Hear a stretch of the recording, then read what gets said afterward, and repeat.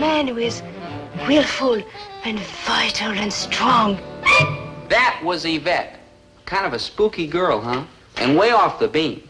I mean, the kind of rough, tough, rock-headed man she's talking about just doesn't exist anymore. Except in horror movies. For 23 years, I've been an independent grocer, and for 23 years, those crumb bums have been robbing me. There's only one way to treat lowlifes like that. Kick them out in the street, rough them up, knock a few teeth out. That was my father. A simple, gentle, home-loving, outspoken man. Now, what's he got to do with that French crepe Suzette? Good question. And if you're looking for a good answer... I myself prefer the man who treats me rough, who yell at me, who treats me like the beast of the jungle treat his mate. Winnie, I am telling you that this is a dog-eat-dog world. The only people who got here are people who act like tigers.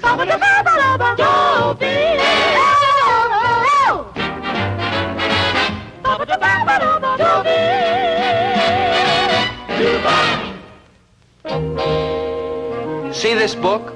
It's called How to Hypnotize Your Friends for Fun and Profit. And it's really interesting. It's also part of the reason my father got fouled up with this female Maurice Chevalier. You wouldn't think paper and a little ink could blow up such a hurricane.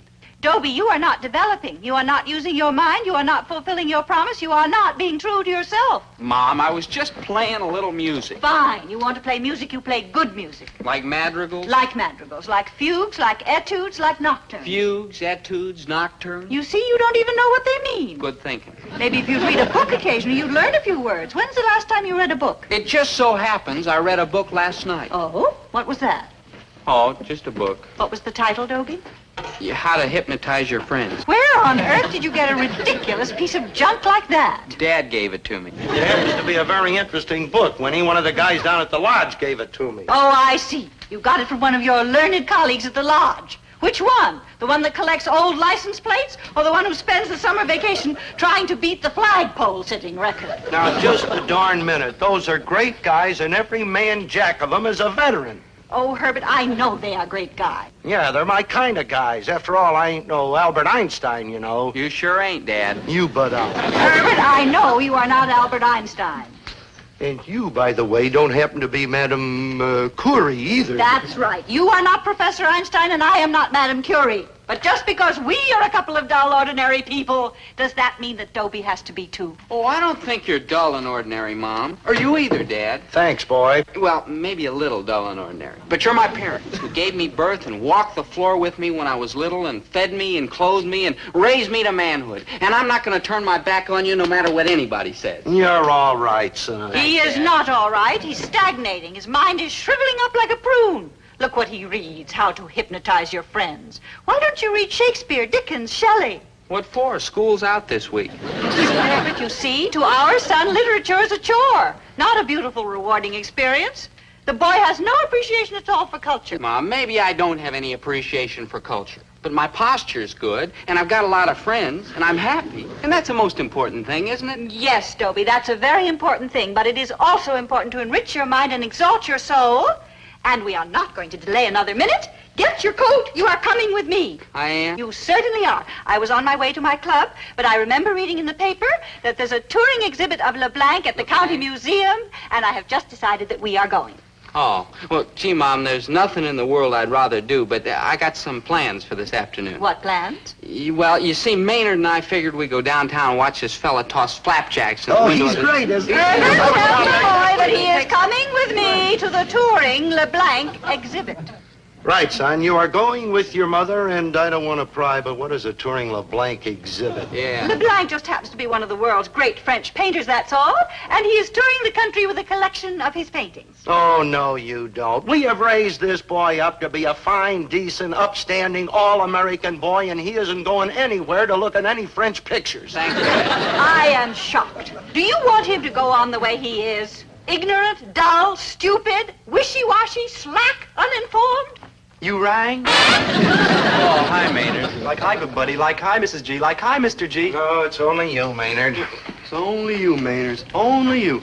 That's what everybody says when I come in. It's only you. It's only you. Maynard, I didn't mean it that Sure, way. nobody means nothing. All they do is treat me like dirt. It's only you, Maynard. Do they ever say, how are you, Maynard? Do they ever say, welcome, Maynard? Do they ever say, glad to see you, Maynard?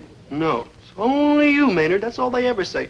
Well, I'd rather have someone say, get out, Maynard. Get out, Maynard. You're joshing, ain't you, Mrs. G? No, dear, I mean it. Maynard, you know I'm very fond of you. You've never heard me say it's only you, Maynard. Like true. But, dear, we are having a little private family discussion, so if you wouldn't mind just getting out. All the way out? All the way out. What do I like to do out there? Well, you could eat a banana. You like bananas? Like, yeah.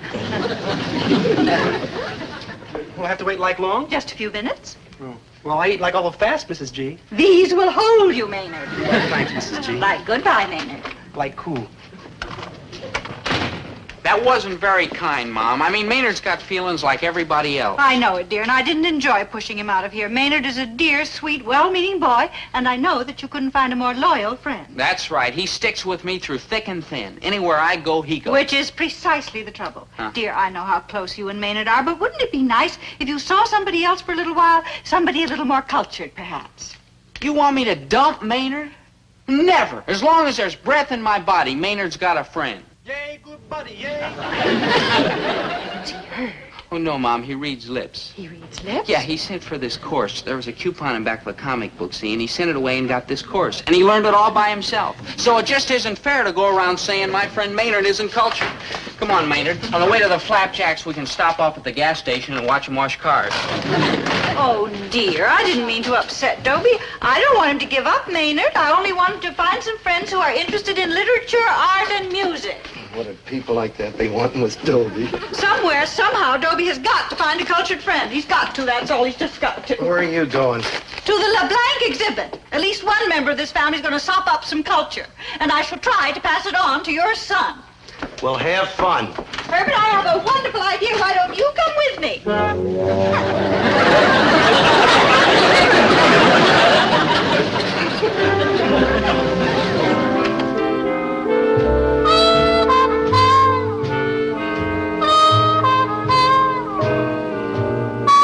En général, n'est-ce pas, dans les catalogues, mais ça, c'est fait. Là, il y a une dame.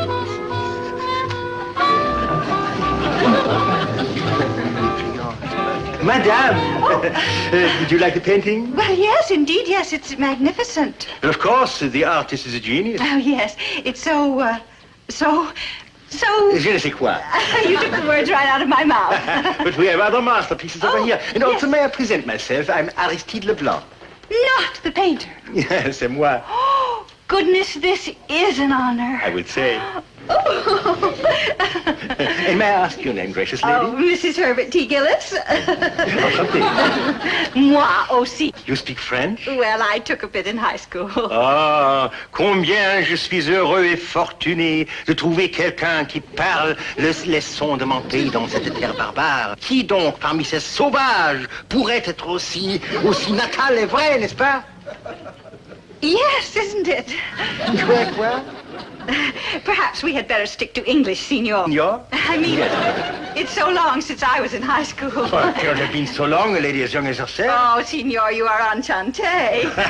Possibly. Well, it certainly is a pleasure to make your acquaintance, Signor. Tell me, are you enjoying your visit to our country? Eh bien, one does what one can to improve one's relations with one's allies, n'est-ce pas? Oh, yes, Pa. And how long are you going to stay? Oh, 2-3 months, perhaps. Is that all? Well, one has to return one's daughter to the school. Oh, you have your little girl here. Not so little. She has 17 years.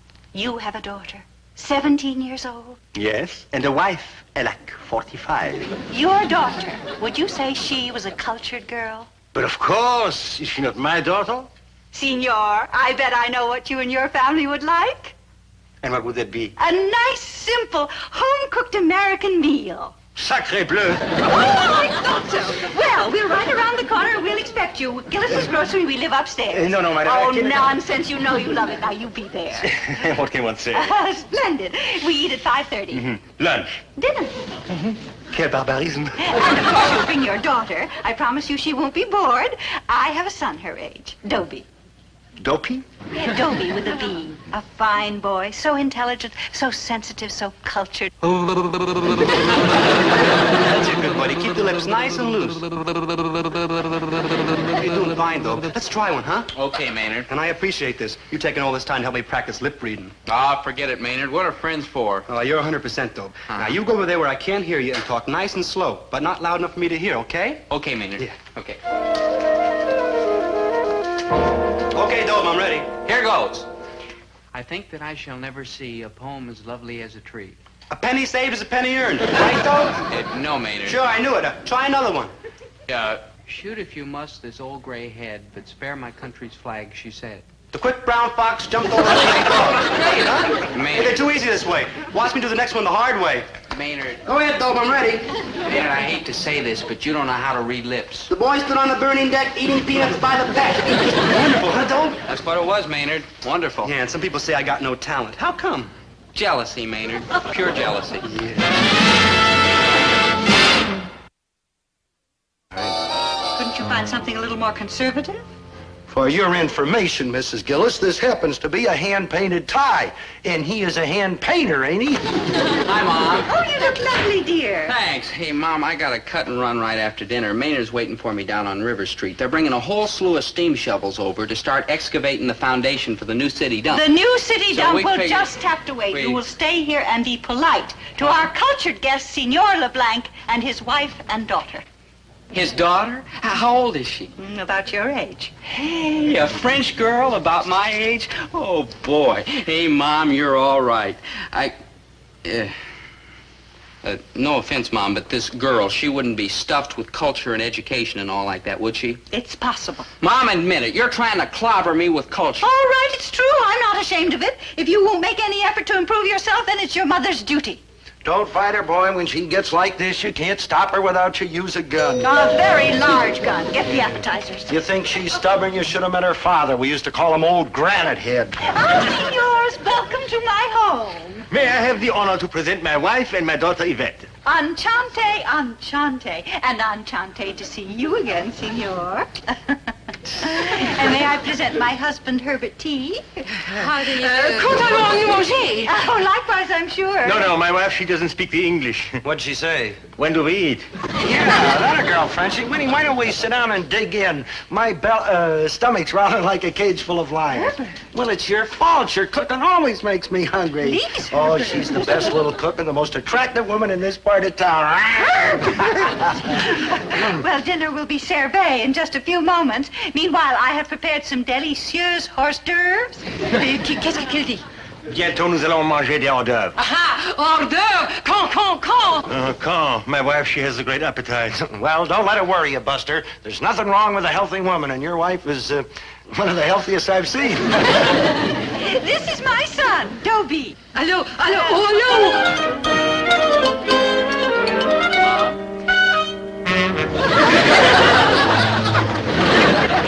Mom?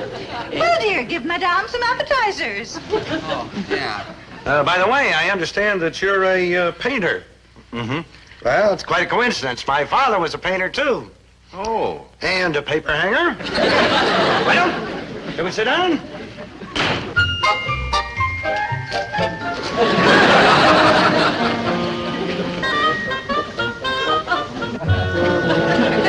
Oh, no, Yvette, don't you want to sit next to Dobie? Not unbearably. What difference does it make where they sit? These things are all the same size. Tell me, Yvette, are you having a nice time in our country? Not unbearably. Yvette, that's a very strange name. How do you spell it? Y-V-E-T-T-E.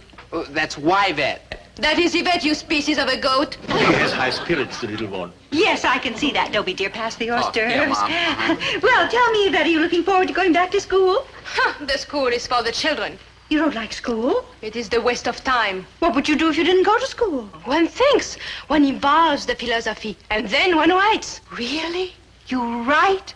How marvelous. She's had 3 poems published in the Despair Quarterly. My second triumph of a novel is to appear next month. It is entitled, Love is a Broken Gas Main. And you're only 17. If one does not have it by the time one is 17, then there can be little hope, can there? Yvette, why don't you and Dobie go for a walk after dinner? He's terribly interested in literature. This Dobie? Me? I wish you would. You could have a nice talk about literature and books and plays and everything. Oh, I think not, thank you. Oh, you'd love it, dear. You and Dobie have so much in common. Oh, some other time. other- I wish you would. I wish you would, because if you keep arguing, she'll keep arguing, and we'll never get to eat. Oh, very well. Splendid. Goodness, dinner must be about ready. Now, if everybody will sit right down, I will bring the pot roast. Qu'est-ce que tu dis? Le dîner est prêt, on va manger ce fameux pot roast. Oh, le pot roast! Look here, Yvette. Back home, they're getting dessert. All I'm getting is sore feet. Now, we walked about 60 miles and you haven't said one word. Now, if we're not going to talk, we could at least sit. I can't think of anything to talk about, can you? Let us try the literature. You are, I understand, interested in the literature. No, I'm not interested in the literature. I'm interested in the baseball, in the canoeing, in the tobogganing, in the steak, in the mashed potatoes, and in the girls, but not in the literature. I have the boredom. Me too. I have the boredom with ear laps. Let's go home. Oh, in a moment. First, tell me about your father. Well, what about him? Was he always such an animal? Oh, now, just a minute. Just a darn minute. My father's a taxpayer and a veteran. He's so wild, so untamed, so savage. With the Good Conduct Medal. And I'll thank you to keep a civil tongue in your head. Boy, you're an odd one. You bug me. I mean, you just don't make sense. What's all this about writing? And you're all the time so worried and mad and like that. What do you do for chuckles? Chuckles are for the children. Well, what do you think you are, an old woman? It is not the years that make the age. It is the suffering. Have you been sick or something? The whole world is sick. Not me. I feel great. That is the sickest of all. Listen, Yvette, I can't paint or write or compose, but just the same, I know a heck of a lot more than you do.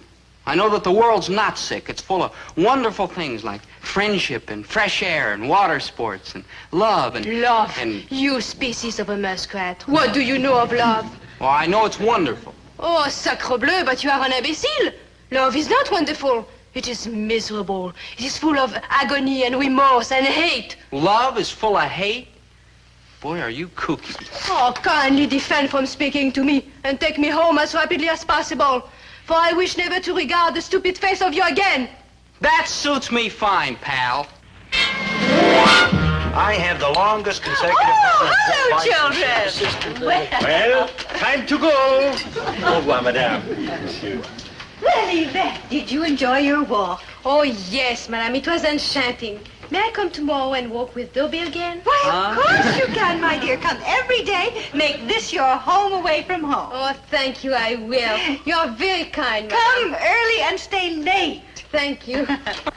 Maman, papa, may we say good night? I wish to be here early tomorrow. At last.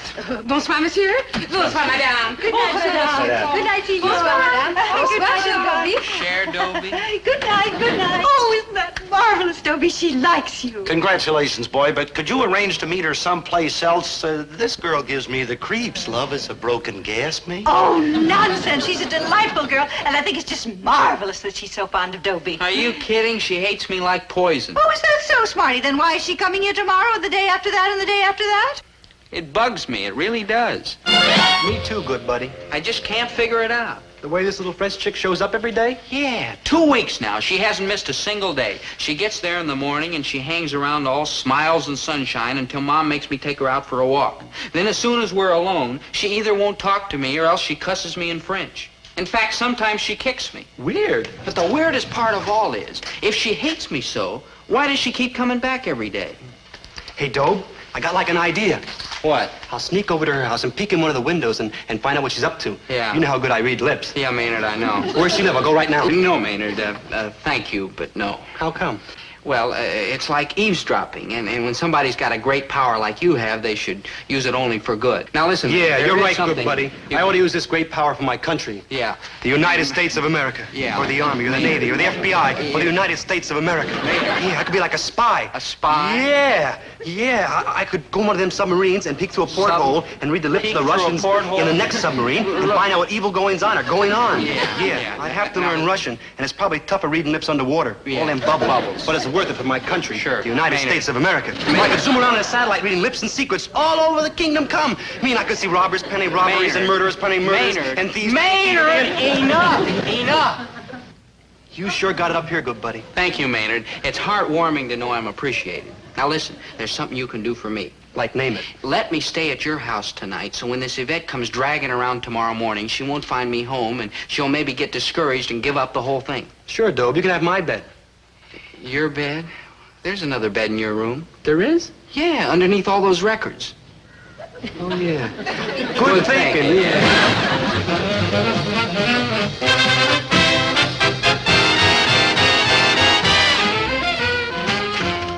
Oh, hi.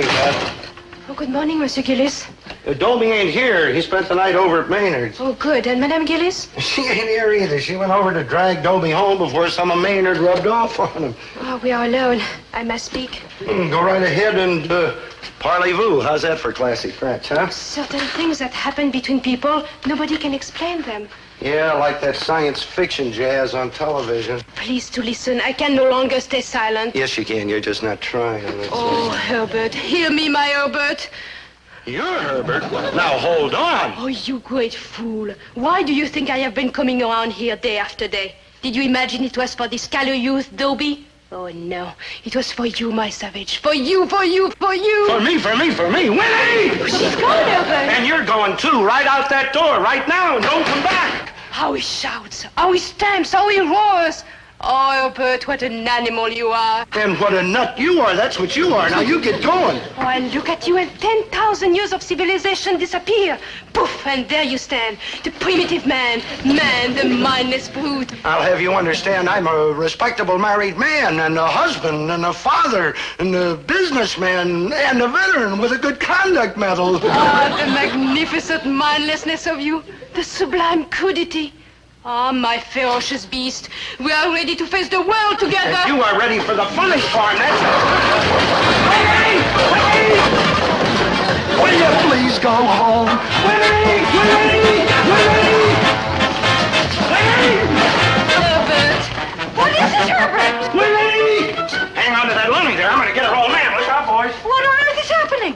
I will tell you, madame, I love your husband. Well, of course you do, my dear. The whole neighborhood does. Do you know that every year he plays Santa Claus at the orphan asylum, and when he walks down the street, dogs lick his hands? I do not love him, madame. I love him. Why, that's not a nice way to talk. You must give him up, madame. He's a savage and he needs me. You love Mr. G? What are you, some kind of nut or something? Aha, so that's why you've been hanging around. Oh, dear. Yvette, what is this infamous singer here? It is true. Herbert, I love you, and it is a perfect love, all pain and no pleasure. And I will ride. You see what I mean? You leave me my next triumph of Get her out of here. Yvette, you will go home at once and go to your room. I will go to my home, for now I have tasted the dregs of futility. Now at last I am ready to write. Farewell, Herbert, my great tawny beast.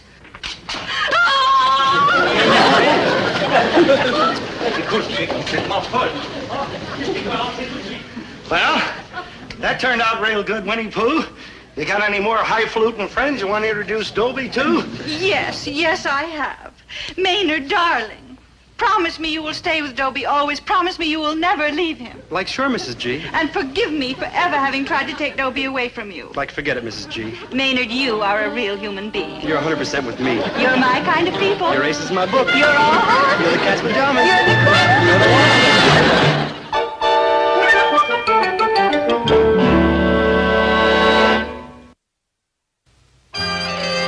Well, that was the last time Mom tried to ram culture down my throat. After what happened, she was convinced that I had to develop an interest in good music and literature and poetry and like that, all by myself. And I'm happy to say that I did. Listen, my children, and you shall hear of the midnight ride of Paul Revere. On the 18th of April in '75, hardly a man is now alive who remembers that famous day and year. I got it. Uh-huh. See if I read your lips right, huh? Yeah, okay. It looked extremely rocky for the Mudville 9 that day. The scores were 2-4 with but an inning left to play. Perfect, Dad. Perfect, yeah.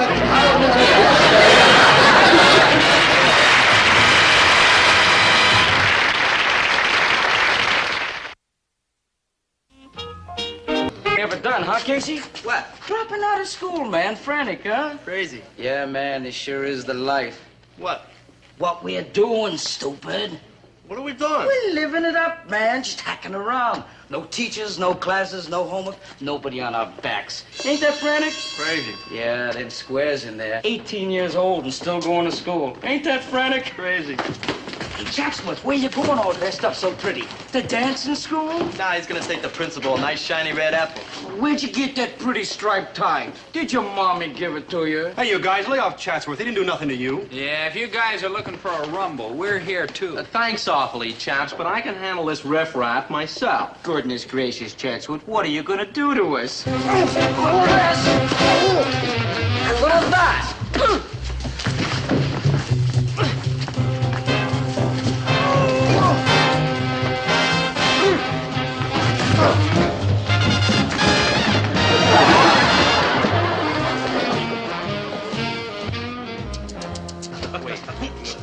Wow. Well, where'd you learn that, Chatsworth? Well, Dobie, since the age of 7, I have been taking bi-weekly lessons in judo from the celebrated Japanese master Ito Nomuri. As a matter of fact, he's waiting at my house right now. To give you another judo lesson? No, Krebs, baby. He also gives lessons in flower arrangement.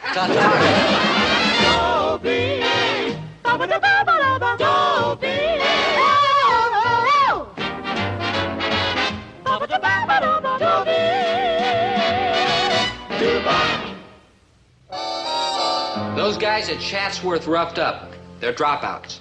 I mean, they quit school and now they just bum around town doing nothing. Well, they can have it. School may be a pain in the neck sometimes, but lately I haven't been doing too bad. The other day in English class, for instance, Mr. Pomfret said to me, "Hail to thee, blithe spirit," is a famous line from a famous poem. Now, Dobie Gillis, can you name the poem and the poet? "To a Skylark" by Percy Bysshe Shelley. Oh, bless my soul, that's absolutely correct. It is? It is? Yes, Dobie, it is. And I want you to stay after school this afternoon. But you said my answer was right. I also said I want you to stay after school. Paul Merrick, can you name 2 more poems by Shelley? I don't know. Well, sure you do, Paul. Think. Yeah, boy, think. I said I didn't know. All right, Paul. Linda Mayhew, can you name 2 more poems by Shelley? Ode to the West Wind and Adonais. Very good, Linda. And now, let's turn to the works of my favorite poet, William Wordsworth. Class, except for Dobie Gillis. Oh. Dismissed! Everybody's always picking on it. Paul, what's wrong? Nothing. Yes, there is. All right, there is. What's that got to do with you? Look, we've been in school together since we were little kids. Naturally, I take an interest. Look, what is this? Some kind of charity work you're doing? Oh, stop that. All right, so you're poor. So are a lot of other people. Like you? Well, no. All right, then, don't be such an expert. Paul, you were an A student up until a few months ago. Now you're on the edge of flunking out. Why? What do you care? I told you, we're friends. Let me help you, please. Do you mean that? Of course I do. Linda, baby, have you forgotten tennis this afternoon? Excuse me, Paulsy, do. In just a little while, Chatsworth. Oh, do hurry, child, because I would like to get in a little splash after the game. In a few minutes. Come in, Paul. Go with your friend, Linda. Paul? Because my friends are here for me. Yeah, we ain't got all day.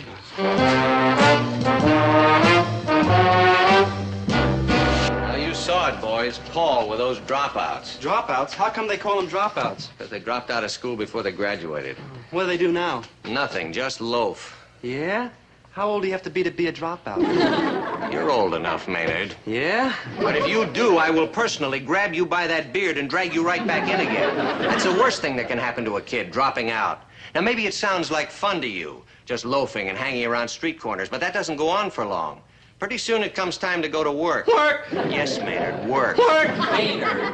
And what kind of jobs do these kids get? They're not equipped for any skilled or even semi-skilled work. Work! Maynard. Dobie, I need your help. You need my help? With Paul Merrick.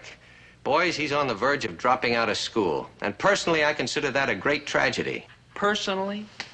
How? Well, it may come as something of a shock to you, Dobie, but I do take a personal interest in my students, in every one of them. No offense, but how come you're so mean and rotten? No offense, Maynard. I am mean and rotten because trying to cram an education into the skulls of healthy young animals is a job that requires a firm hand and nerves of steel. In fact, there are times when I think I should come to class equipped with a kitchen chair, a pistol, and a whip. It's not an easy job, my young barbarians, but it's a job I asked for, and I've never regretted it for a moment, because it's a job with many rewards. And I'm not speaking of that pittance I find in my pay envelope at the end of each month. I'm speaking of the kids who go out of my class into the world and make a name for themselves. Those are my trophies, boys. Those are my medals, my citations. But, Mr. Pomfret, I still don't understand. What do you want me to do about Paul Merrick? Dobie, I want you to persuade him to straighten himself out and stay in school. Me? Him? Why me? Why not his parents? Unfortunately, Paul doesn't have any parents. He's living with an older brother who drives a truck and is practically never at home. Well, what about the principal, the school psychologist? You. Well, we all tried, Dobie, and it didn't work. Work? Dobie, I've been watching you ever since you came to Central High School. Now, your marks, I admit, will never take any prizes, and your talents, let's be frank, they defy detection. However, there is one thing you do have. What's that? The ability to inspire confidence. Everybody trusts you, Dobie. Ah, shucks, Mr. Now, no Pomfret. modesty, no modesty. You've got a kind of goodness that shines through. Well, what can I do? Just talk to Paul. Be his friend. Try to convince him what a mistake he's making, because he is, you know. Paul's a brilliant student. Or used to be. Oh, gee, I don't know. You say you've tried, and the principal and the psychologist, and you all struck out? But that's just the point, Dobie. Paul doesn't trust adults. You, on the other hand, you, Dobie Gillis, are a natural-born youth leader. Dobie's a natural-born youth leader? He sure is. Well, I'm a natural-born youth follower. Wait. Come on, Dobie, we'll go over to Paul's house. Come on. Maynard. Mr. Pomfret, look, please, Mr. Paul? Hey, Paul? Not here, Maynard. Oh. Ooh. I don't think nobody but kidnappers live here. Kidnapper? Yeah, like in the movies. When they're like holding somebody for ransom, they always got an iron bed and a light bulb hanging down. Maynard, that's ridiculous. This is Paul's room, all right. It's the right address. Gee, it isn't quite what I expected. It ain't good, buddy. I've seen prettier rooms than this in horror pictures. He's been like sewing the holes in his socks together. Gee, I'm getting like all misty. Let's go, Dope. Huh? Yeah, I wonder Paul never invited anybody here.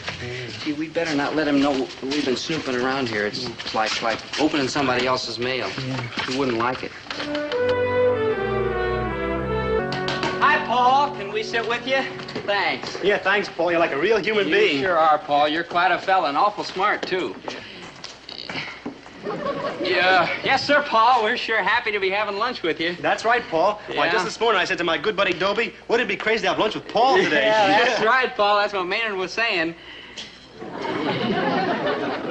Hey, I got an idea. Let's all have lunch together. Sure, Paul. Where's your lunch? What do you mean, where's my lunch? I mean, like I don't see it. What's the matter? You don't think I can afford lunch? Oh, sure. All right, now, come on. What do you guys really want? What?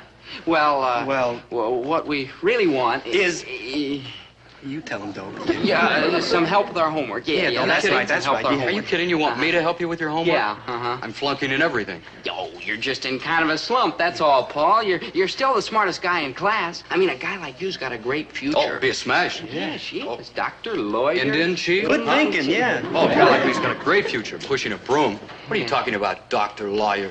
For that, you've got to go to college. You know how much that costs? You could work your way through. Work! That'd be just great. Me busting tables in some fraternity house. All those fat, rich slobs looking down their noses at me. Hey, boy, fill my water glass. Boy, catch it. Hey, boy, can't you move any faster? Yeah, that'd be just great. No thanks. People have been looking down their noses at me my whole life. I've had it. Listen, Paul, you've got to finish high school. Don't drop out. You're making a terrible mistake. Yeah, well, thanks for the good advice, kindly old philosopher. We didn't do so good, huh, Dobe? Good thinking. Yeah, maybe we should quit. Quit? I don't know the meaning of the word quit. It means like stop, like cut out, like flake off, like pack it in, like run like a bunny. Yeah, let's.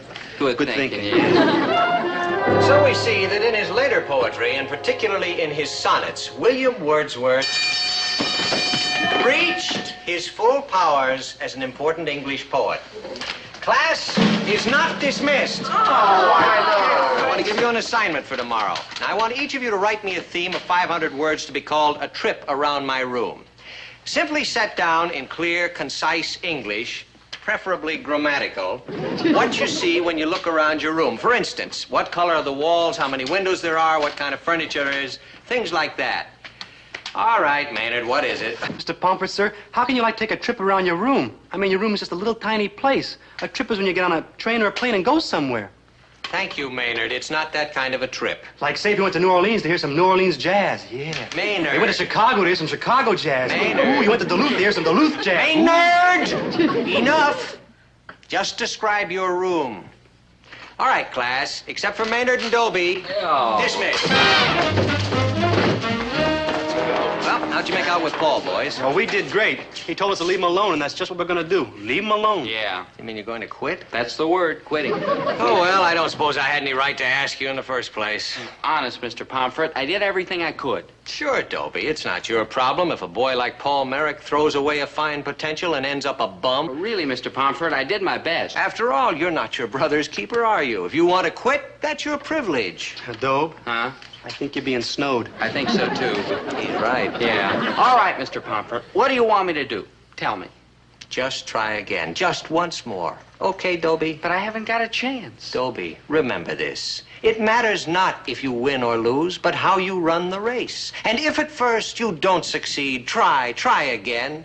And a man who won't be beat can't be beat. And a man who can't be beat won't be beat. Stuff a cold and starve a fever. Just holding up my end of the conversation. Maynard, old friend, I've thought long and hard about Paul's problem. And in my vast experience, I've learned that when all else fails, cherchez la femme. That's like brilliant, Dobe. Yeah, it is kind of, isn't it? What does it mean? It's French, Maynard. It means find the woman. Oh, we're going to go to France and find him a woman. No, Maynard. Where are we going? We're staying right here. Well, where's the woman coming from? Right there. Hi, Linda. Hi, Dobie. That's the girl you're going to get for Paul. Huh? Good thinking, Maynard. Just let me do the talking. Hi, Linda, baby. It is I, your ever-loving Chatsworth. In a minute, Chatsworth. You wanted to see me, Dobie? You, yes. I hadn't figured on Chatsworth. It's all right, Gillis, baby. Linda has no secrets from me. Oh, hush up, Chatsworth. Now, what was it you wanted to talk to me about, Dobie? Well, I was wondering if you had a date for the dance Saturday. As a matter of fact, I haven't. Are you asking me? Well, not exactly. Not for myself, that is. For somebody else? Well, yes. And who might that be, John Alden? John Alden? It ain't John Alden. It's Paul Merrick. Merrick, oh. What's the matter with Paul Merrick? Any number of things, but let's begin with those seedy characters he hangs around with. Guilt by association. It doesn't prove a thing. Look at the seedy character I hang around with. No offense, Maynard. No offense. There's quite a difference, Dobie do. I mean, this ragamuffin, shabby though he is basically quite a decent sort. Paul's friends, on the other hand, are really too impossible. I'm afraid he's right, Dobie. Something's happened to Paul in the last few months. Something bad. But you always liked him. I was always his friend, yes, and I still want to be. But you can't be friends with a boy who keeps turning his back on you. But he wants to take you to the dance Saturday. He sent you to ask me? Well, not exactly, but I know he wants to. See here, Gillis, it just so happens I was going to ask Linda to the dance right after we finished golfing this afternoon. Chatsworth, you got everything in the whole world. Do you need Linda, too? Paul really needs her. He's in trouble. Dobie, if I thought I could help Paul, you know I'd say yes in a minute. But let's face it, he's too far gone. Oh, honest, Linda, he's a great guy, 100%. He was. It's gone now. Oh, no, Linda. Look no. here, chaps. This argument is rather pointless. I mean, tomorrow we'll know what sort of a person Paul is, won't we? Tomorrow? Yes. How? Yeah, like how? Don't you remember our English assignment, A Trip Around My Room? So, tomorrow in class we'll be reading our themes. And I always say, you show me a man's room, and I'll tell you what kind of a man he is. I'm not talking about luxurious furnishings. I'm talking about the kind of thing he keeps around him. Good books, good music, good hobbies. That's where a man really shows his character. Don't you agree, Linda? Yes, I suppose that's true. Well, then why stand around debating when tomorrow we'll have the answer? Bye, boys. Ta-ta, chaps. Hey, Dobe. Yeah. You remember Paul's room? I sure do. Hey, Dobe, know what we're like? Like dead? Good thinking, yeah.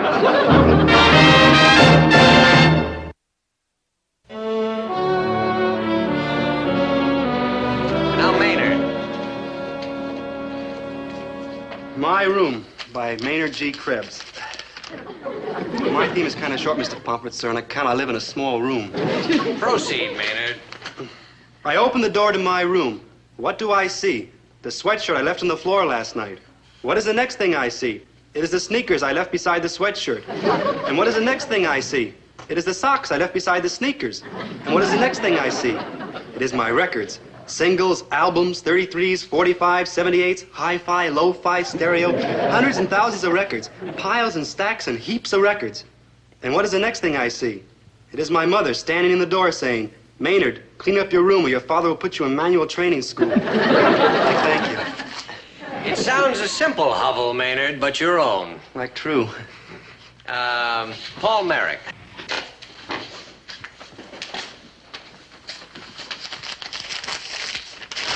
A trip around my room. When you come into my room, the first thing you notice is how light everything is. The walls and the ceiling are light, and sometimes when the sun comes in through the big windows at the sides, it's so bright you almost have to squint up your eyes to keep out the light. Over my bed on the wall are 2 crossed tennis rackets, and on the other side are 2 crossed dueling swords. On the other side of my room is a big desk where I keep my microscope. It goes up to 1200 power, has 3 objective lens turrets, highly polished concave mirrors and optical condensers, and is kept in a mahogany-stained hardwood storage case. In the drawers of my desk, I keep my stamp collection and my coin collection and my rock specimens. I've got pretty interesting stamps, too. For instance, I've got an unused Hawaiian Islands 5-cent blue from 1840. That's one of the rarest kind of stamps ever printed. Next to the desk as you go around my room is a hi-fi set and a pretty big phonograph so I can hear all the good music I want anytime. Next is sort of a workbench where I keep all my chemistry apparatus, where I can do all kinds of experiments. You know, people have made very important discoveries with equipment just as basic as mine. But the best thing in my room is my collection of books, because I found that a man can travel to the ends of the earth while sitting in an armchair if he has plenty of good books.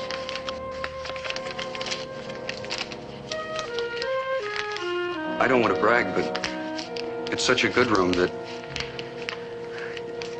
you couldn't want a better one. Congratulations, Paul. That was a fine essay. And a fine room, too. That's just the sort of room I'd expect you to have. That's okay.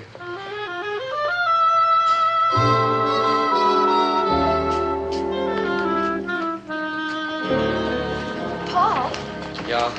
I just wanted to tell you how much I liked your theme. Your room sounds absolutely wonderful. What'd you think I lived in? Some kind of dump? Paul Merrick, you get that chip off your shoulder and listen to me. I said I liked your theme. I said I liked your room. Now, a boy who lives in a room like that has just got to be good, deep down. So, my answer's yes. I will go to the dance with you Saturday night. Dance Saturday? Don't you want to go with me? Yeah, but... Okay, it's a date. Okay? Okay. Oh, and if you want to see me any other time, why, I'm available. Oh, it doesn't have to be for a dance or a party or anything. I mean, if you just want to walk and talk, call me. Linda, I didn't... Because you're a very fine boy and a smart boy, and it'd be a crying shame if you were to drop out of school. You know, I didn't even think you... You didn't think I cared? Of course I do, Paul. Lots of people care about you. I mean, you're a very important human being, even if you don't think so. Ain't that beautiful? Don't it just bust you all up inside, Casey? Yeah. Hand me my lace handkerchief. I think I'm gonna cry. Paul, send those 2 away. And I mean away for good.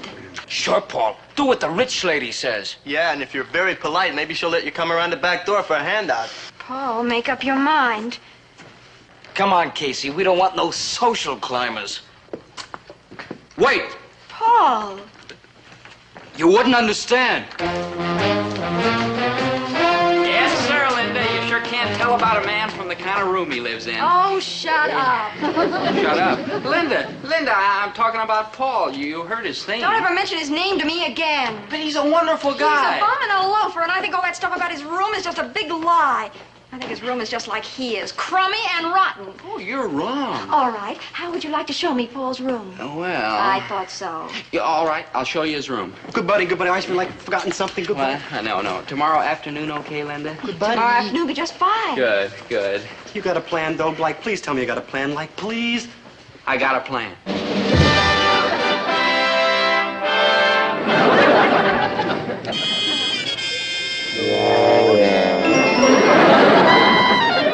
Gillis, baby, about your plan. You're definitely definitely sick. I mean, you need attention. Chatsworth, you gotta do it. Look, Paul told this great whopping lie about his room, and you want me to make it all come true. You want me to supply the things he said he had in his room. Well, you've got him, haven't you? Ridiculous question. Of course I've got them. Yeah, and I'll get my father's truck to haul him over, and Maynard will keep Paul away from the room. Dobie, may I remind you that I have more than a casual interest in Linda?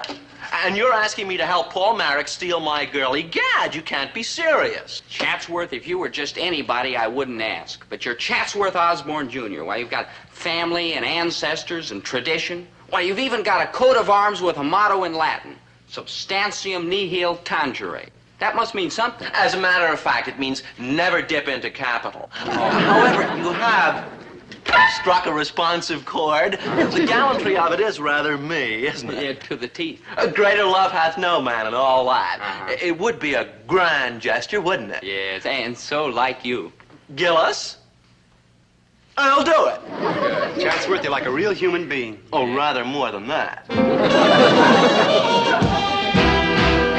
Well, Linda? Oh, Dobie. Hi-fi set, butterfly collection, books, yeah, Tennis rackets. dueling swords. And a microscope. Yeah, stamp It's collection, rocks. exactly the way he described it. Well, what do you say now? I say I misjudged Paul, and I'm sorry. Yeah, you know, Linda, if anybody could talk him out of quitting school, it's you. Do you really think so? I know it, Linda. He's ape for you. He's just too shy to tell you. Can't you persuade him to stay in school? Well, maybe I can. Yes. I know I can. Oh, good. Hey, Dobe. Maynard, you were supposed to be keeping Paul away. I like goofed. Where's Paul? Does that answer your question? Where'd all this stuff come from? Whose is it? Well, isn't it yours? Are you kidding? Where would I get enough money to buy stuff like this? Nice work, Dobie. First Paul tells me a big lie, and then you help him out with another big lie. Excuse me, I'm going home. Now, just a minute. Just a darn Let minute. me out. Okay, I'm a liar. That's right. I borrowed this stuff from Chatsworth and put it in Chatsworth? here, yeah, but Paul didn't know about it. Oh. And Paul lied, too, when he wrote that theme about his room. He I was thought making so. it up, all of it. But why? Why did he make up a room like this? Because it's the kind of room he'd like to have. Look at it. Microscope, stamp collection, music, books. Is this the kind of room a bum would dream up? What? No. This is the room of a decent, intelligent, ambitious kid. And that's what Paul is. Decent, intelligent, ambitious. And if you're not intelligent enough to see that, then you're not intelligent enough for an intelligent guy like Paul. I'm getting pretty misty, Dobe. Paul, is this really the kind of room you'd like to have? Are you kidding? Who wouldn't? Those two creepy friends of yours would, and that's who wouldn't. Paul, will you stop hanging around with those two boys and stay in school? Yeah. What for? Well, for one thing, so that you and I can be together. Yeah, that's what for. Do you really mean it, Well, Linda? of course I do. And for another thing, so that you can go to college and amount to something. You've got what it takes, Paul. I know it. What do you say, Paul? What can I do? I'm outnumbered. Thanks, Dobie. Maynard, Yeah, good buddy? I'm getting pretty misty, too.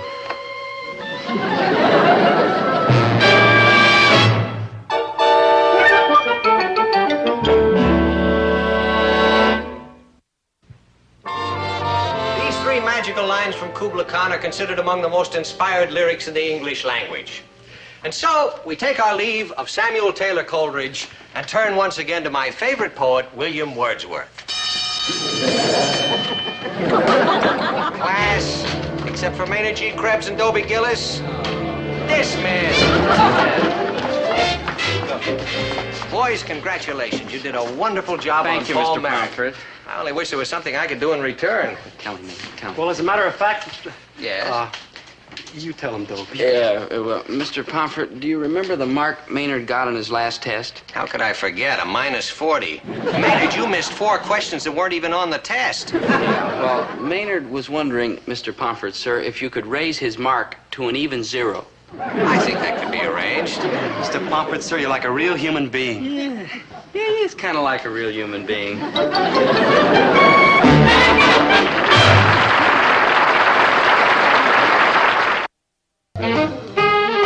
American romantic. Frank Sinatra. Thoroughly original answer. Thank you. Too bad it's thoroughly wrong. Like you're welcome. Class, dismissed. Mr. Pomfret, we heard that you're quitting your job. Yes, boys, I'm afraid that's right. I shall miss Central High School. I've actually grown to like teaching. Or, as in your case, Maynard, trying to teach. Like, thank you. Like you're welcome. But if you're so hate for teaching, why are you kicking it? I am motivated by one of the noblest emotions that burns in the human heart. The desire for money. Like, no. Like, yes, Maynard. Teaching means a great deal to me, but I have numerous creditors, a wife, children, and a stomach to support. But what if the new teacher's like mean and rotten? It makes us do mean and rotten things. Like what? Like homework. I give you homework, Maynard. You just don't do it. That's what I mean. We understand each other. Don't go, Mr. Pomfret. Like, please. Maynard, I thought you teachers were supposed to meet with the school board tonight to talk about a pay raise. We are, but the prospects are dim. The school board hasn't voted a pay raise since the San Juan Hill victory bonus of 1898. Oh, boys, if you'll excuse me now, I'm expecting my prospective new employer any minute. Hey, I bet your new job's a gasser, huh? Like a disc jockey or something. A disc jockey? Maynard, Mr. Pomfret's destined for important things. What's it to be, sir? Government service, the State Department, the stock exchange? Well, not exactly. Mr. Pomfret! I brought your outfit. Come on, try it on. Here. Mr. Pomfret, I'm counting on you to turn into a top-notch moneymaker in no time.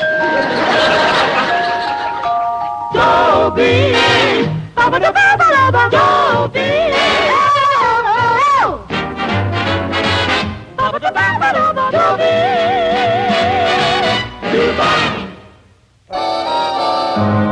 I never thought the day had come when I'd be sorry to see a teacher leave.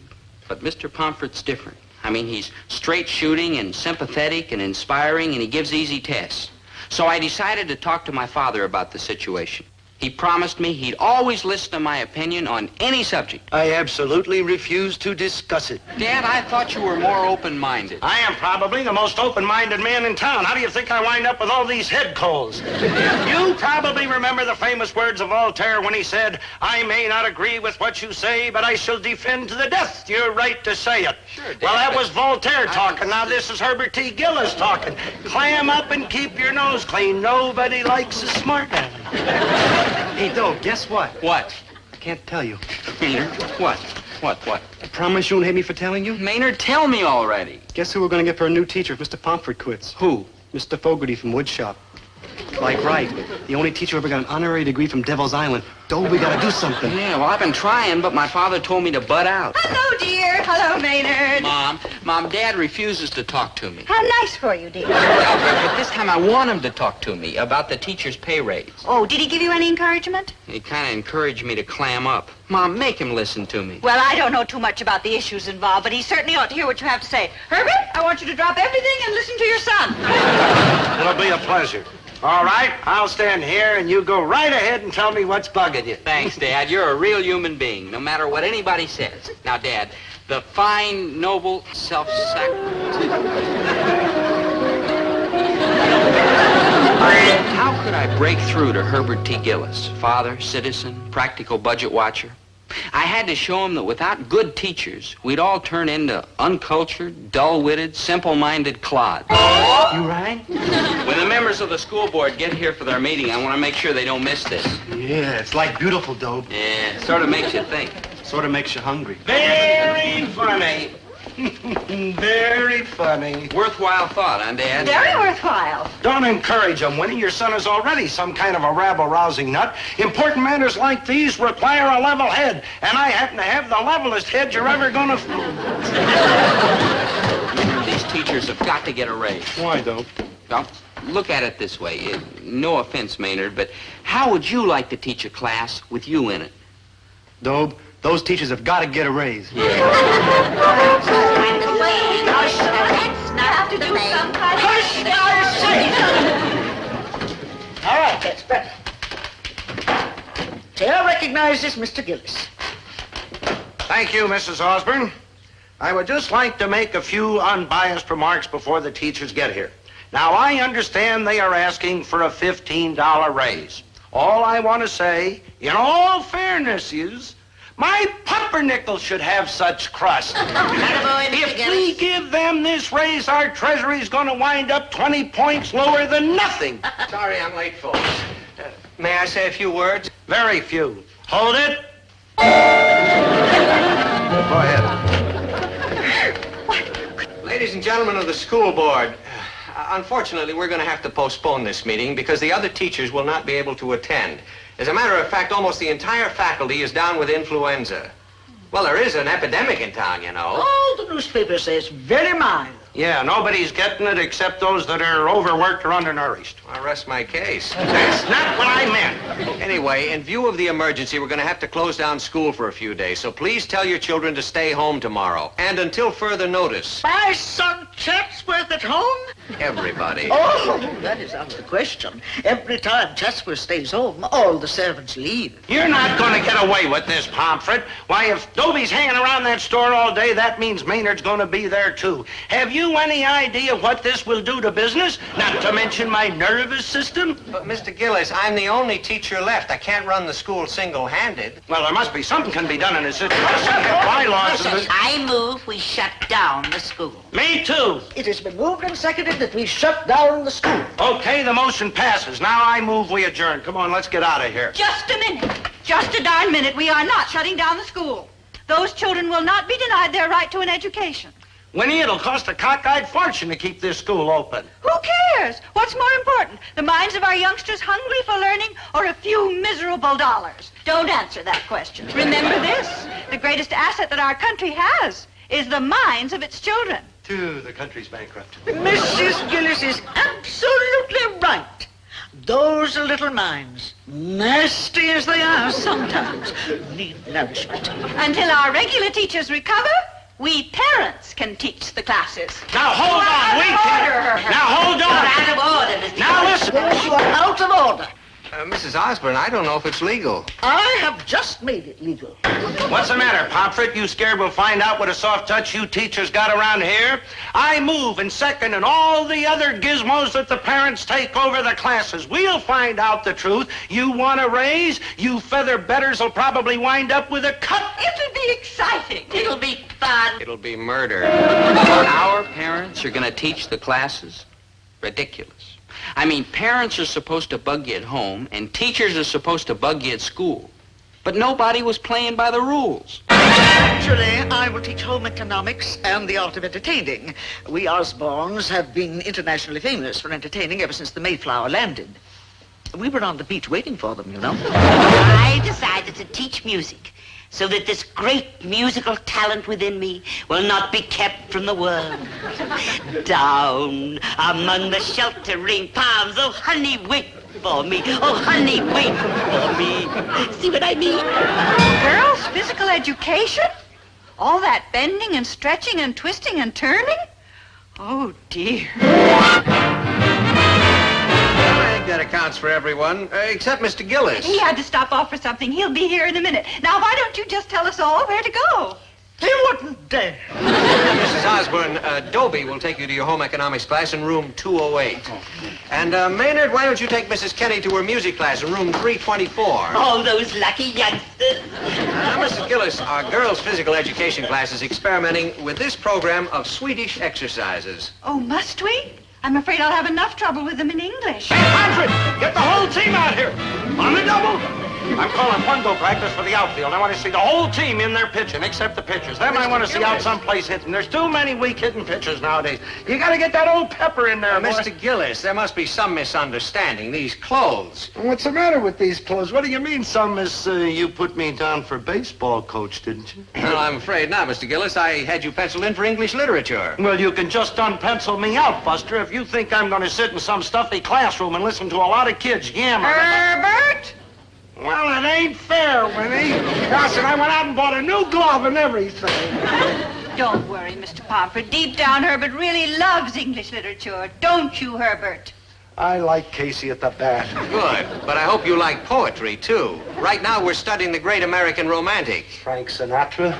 Twice in one day? No, Mr. Gillis. I'm referring to Henry Wadsworth Longfellow, Dean of the Romantic Poets. He wrote The Midnight Ride of Paul Revere. And you must know The Wreck of the Hesperus. No, or I married him. Just a little pleasantry, dear. I'll thank you to keep your pleasantries to yourself. I have a physical education class to organize in Swedish. Miss Gillis, I hope that you're able to maintain discipline with your class. Discipline?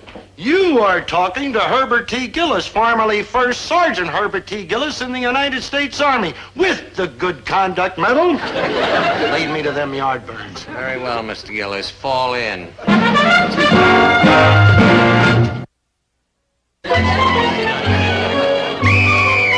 in, I mean.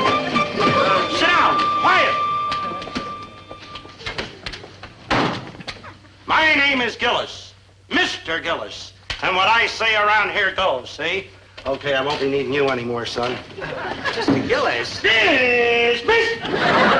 Roger. Now listen, men. Oh, and ladies. I'm the boss around here, see? Boss Gillis. And to begin with, there's going to be no more of this buddy-buddy foolishness going on. Today, you are going to get a dose of good old-fashioned meat and potato type education. And, what sort of a dog kennel is this? Mr. Gillis, that is the wigwam of Nokomis. Don't give me any of your smart apple answers, Chatsworth Osborne Jr. I've known you from way back. I am merely stating a fact. That is the wigwam of Nokomis. Nokomis? What's the matter with him? Can't he sit at a desk like everybody else? I'm afraid you don't understand. Nokomis is Hiawatha's grandmother. I don't care if she is George Washington's maiden aunt. She's going to sit at a desk like anybody else. Get out of there. Mr. Gillis, really? There's nobody in there. Nokomis is a character. It also happens to be a small town in the state of Illinois. And I don't care what kind of a character she is. No many around here is good. What do you mean, character? In the poem, Hiawatha. Oh, that Nokomis.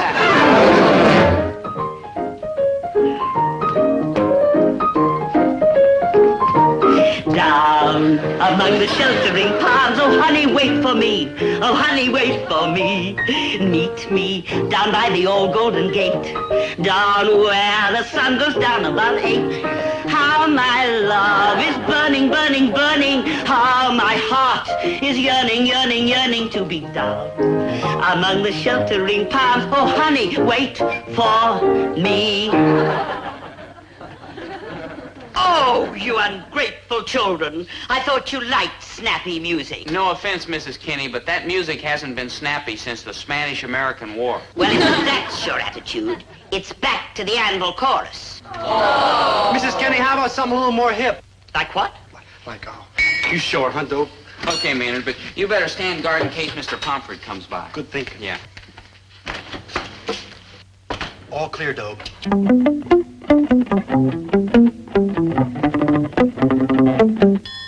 Don't send a rabbit to the store to bring home carrots and put them on the shelf. Oh, no. You send a rabbit to the store to bring home carrots, he'll eat them all himself. Oh, yeah, yeah, I had a gal and I had a pal, as true as he could be. Well, I sent my pal to fetch my gal and he stole her love from me. Don't send a monkey to the store to bring home bananas for your appetite. You send a monkey to the store to bring home bananas you won't eat tonight. Cool at the law.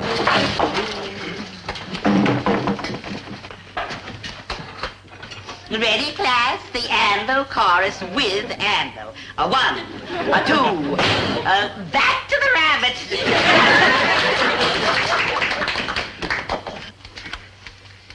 Don't send an elephant to the store to bring home peanuts like the fella tells. Oh, no. You send an elephant to the store to bring home peanuts, you'll get peanut shells. Oh, yeah, yeah, my buddy asked to borrow my car, so what was I to do? Oh, I let my buddy take my car and he took my baby out too. Don't send a rabbit to the store to bring home carrots and put them on the shelf. You send a rabbit to the store to bring home carrots, he'll eat them all himself.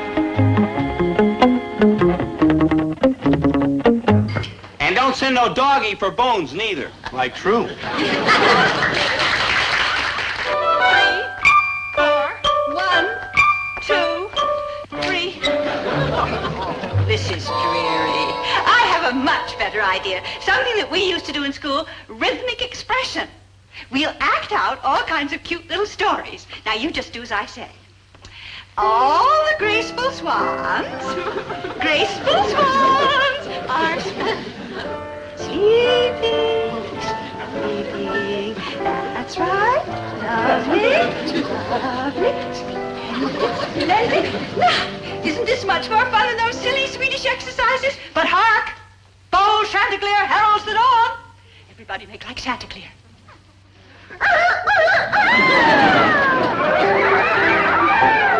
The sleepy swans awaken and paddle down the stream. Paddling, paddling. Oh, no, dear, paddling, not waddling. Oh, there, isn't that more swanny? But here comes the wicked hunter. Everybody cover your heads with your wings and swing for the lily pad. Mrs. Gillis. Oh, good morning, Mr. Pomfret. Good morning. Welcome to Swan Lake. What happened to the Swedish exercises, Mrs. Gillis? Oh. And. 1, 2, 3. Mr. Pomfret. Mr. Pomfret, sir.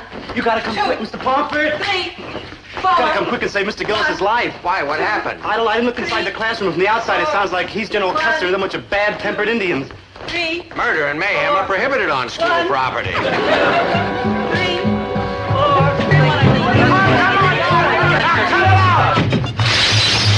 Quick,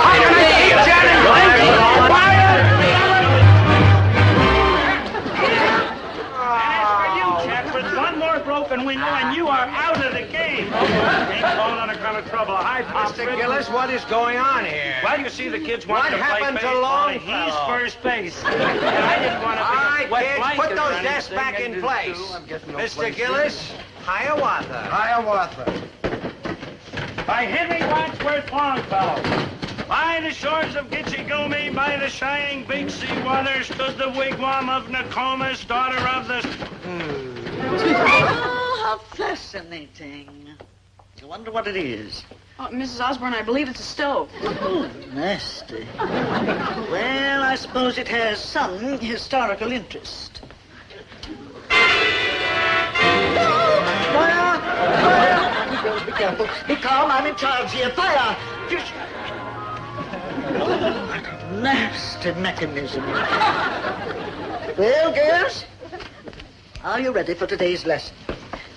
Now, in the next few years, many of you will probably become housewives. Yeah. Looking at you now, it seems unlikely, but we live in hope. Now, the first problem that you will face will naturally be the proper hiring and firing of servants. Oh, naturally. Of course, the servant problem is best handled by your butler. Oh, Mrs. Osborne, what if you don't have a butler? You're jesting, of course. Everyone has a butler. Who else would take charge of the maids, the chefs, and the pantrymen? I never thought about it like that. Well, think, girl, think. Now we come to the problem of dismissing a servant. Zelda, how would you discharge an unsatisfactory chauffeur? How about having him beheaded? Beheaded?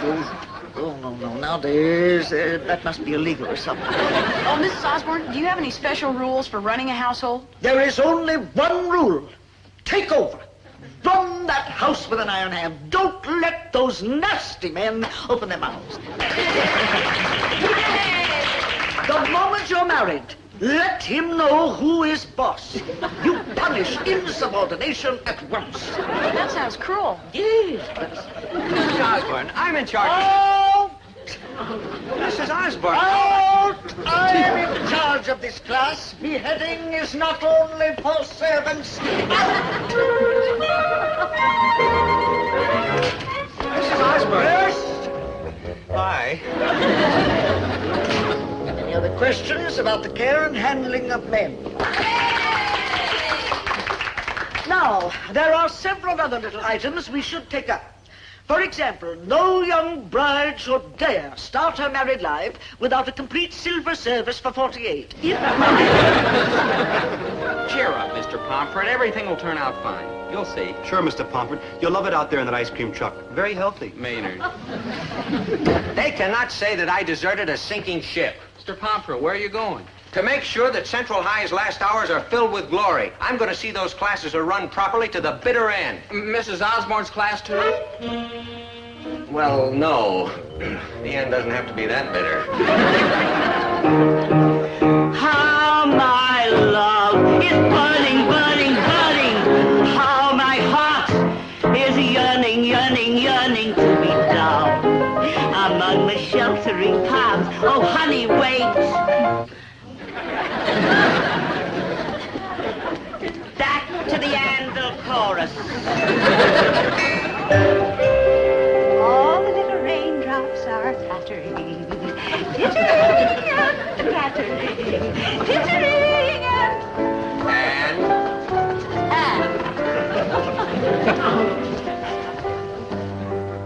One, two, 3, 4. Close by the sturdy batsman, the ball unheeded sped. "'Tain't my style," said Casey. "Strike one," the umpire said.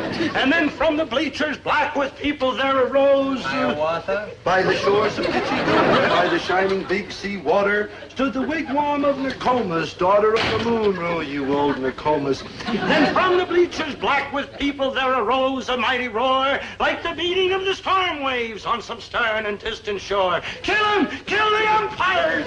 Yep, that was the day the teachers disappeared. Pretty scary, huh? Well, the night they came back wasn't exactly the calmest either. Order! Order! Or do I have to bring another gavel on somebody's head? Now, in view of our recent experiences at the high school, the board insisted that we have this meeting with teachers as soon as you are able to be back on your feet. Yeah, well, most of the teachers have recovered, and they're here tonight, Mrs. Osborne. Okay, let's can the chatter and get down to business. Pomfret, just what sort of a ridiculous raise did you teachers intend to ask for? Well, we'd hoped for $15 a month, but we're willing to settle for $7.50 and hot lunches. Hot lunches. Mister, you are fooling with Mr. Herbert T. Gillis, and I do not fool quick. $15 a month. Did you hear that? $15. Ha! I'll say 20. I'll say 25. I'll say 35. 35? Oh, I don't want to be an old stick in the mud, but where are we going to get the money? Simple. We'll just float a bond issue and just show me one guy in this town who's so stingy he'll vote against it.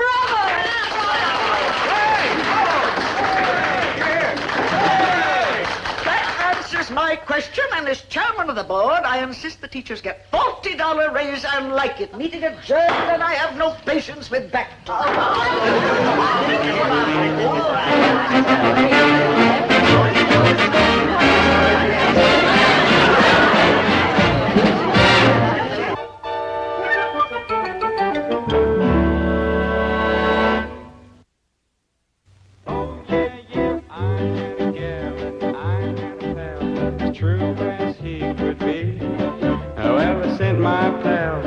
Fetch my gal and he stole her love from me. Don't send a monkey to the store to bring home bananas for your appetite. You send a monkey to the store to bring home bananas you won't eat tonight. Don't send an elephant to the store to bring home peanuts like the fella tells. You send an elephant to the store to bring home peanuts, you'll get peanut shells. Oh yeah, yeah, my buddy asked to borrow my car, so what was I to do? Oh, I let my buddy take my car, and he took my baby out too. Don't send a rabbit to the store to bring home carrots and put them on the shelf. You send a rabbit to the store to bring home carrots, he'll eat them all himself.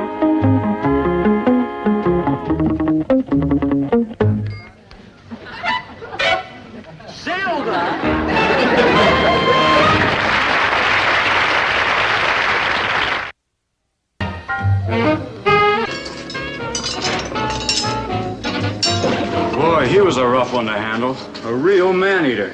Every time I get near him, I have to count my fingers. You know, you just wouldn't think a lion could think like that. Remember, this sacred lion is a gift from my prince for the people of America.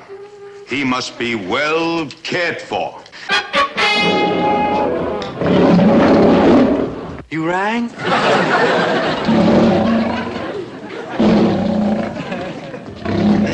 Somebody sure needs a new transmission.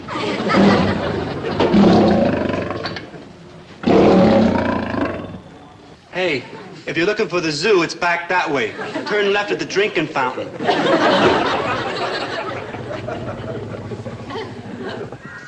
Hey, hey, hey, you must be like a lion or something, huh? Huh? Yeah, a tall cat.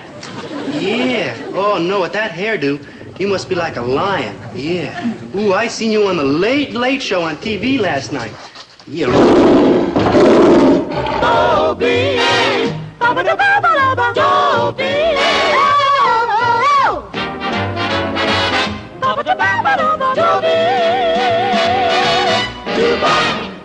Yeah. You're a good lion. Yeah. Hi.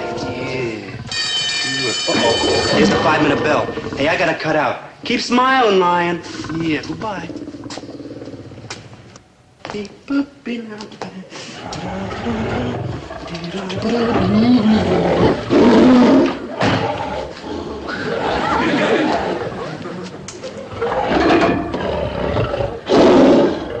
My friend Maynard G. Krebs has one amazing quality that sets him apart from ordinary people.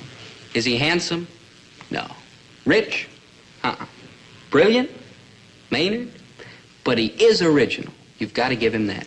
I mean, his head can come up with the wildest, most fantastic stories you ever heard. Especially if he has to. Like when he gets in trouble and needs an excuse. Boy, those excuses. Step on it, Maynard. You're late again. I couldn't help it. I was walking along mine like my own business. Maynard, please. I haven't got time to hear another one of your harebrained excuses. Where do you hear this one? It's a Lulu and the truth, a true Lulu. Maynard, come on to class. Wait, though, Maynard! I was ankling along in the park, minding my own business, when all of a sudden... I know. All of a sudden, this pink and white giraffe trotted in, and you had to stop to shake hands. Don't that's silly. Who ever heard of a giraffe in a park? I'm glad you realize it. Sure, I didn't see no giraffe. I believe you. It was a lion. Maynard, enough!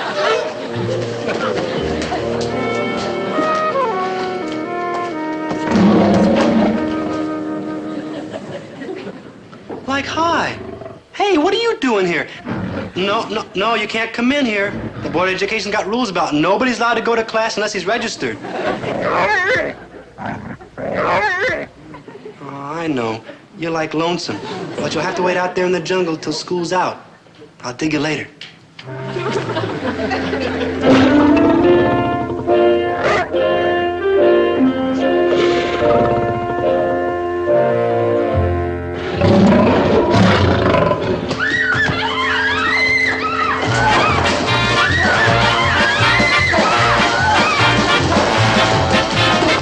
Where'd everybody go? Anybody? Young hero captures wild beast. That's Maynard. The hero, not the wild beast. Maynard G. Krebs, Central High student, will be rewarded today by the fabulously wealthy Oriental potentate, Prince Dumafon of Imbodia. When interviewed, young Krebs' only comment was, like, wow. Is that all you can say? Like, wow. Hey, Dobie, think maybe I'll get a reward of $5, huh? $5? $2. Maynard. 75 cents. Listen, Maynard, why do you think I'm giving up my whole afternoon to come along with you? Because you're my good buddy, Dobe. Right, but it's not only that. You'll need somebody to help you carry all this stuff home. What stuff? Who knows? Rubies. Rubies. Emeralds. Emeralds. Diamonds. Diamonds. Palaces. Palaces. When you find an Oriental potentate's pet lion, there's no telling how big a reward you might get. Rubies, diamonds, emeralds, palaces. Wow. Yeah, come on, let's go, Maynard. Yeah. Hey, Dobe, maybe we should have brung a bag.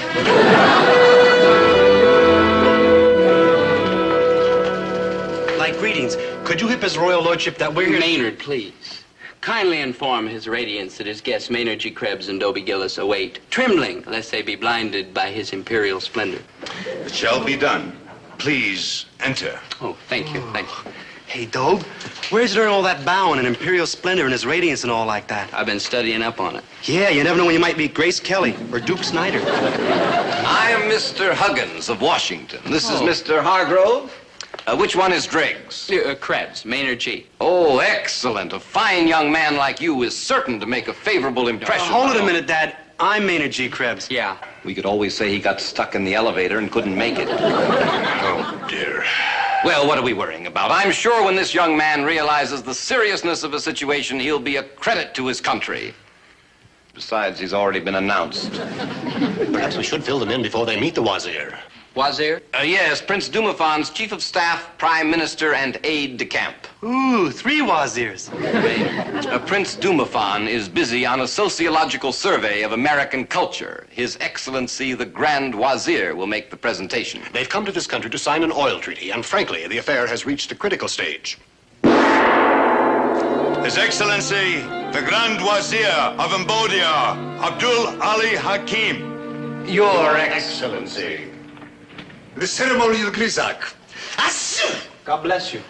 Immediately. At once, O noble Wazir. It was considered grave insult to my country when Sacred Lion was allowed to escape. However, brave boy, wipe out insult and shall be rewarded. Now, which one of you brave boys found Lion? Young Driggs here. Krebs. Like hi, Waz. This is my good buddy Dobie. He helped too. He's good. Step forward, both of you. First, we drink a toast to His Imperial Radiance, Prince Dumifan, Pearl of the Orient, Avenger of the East.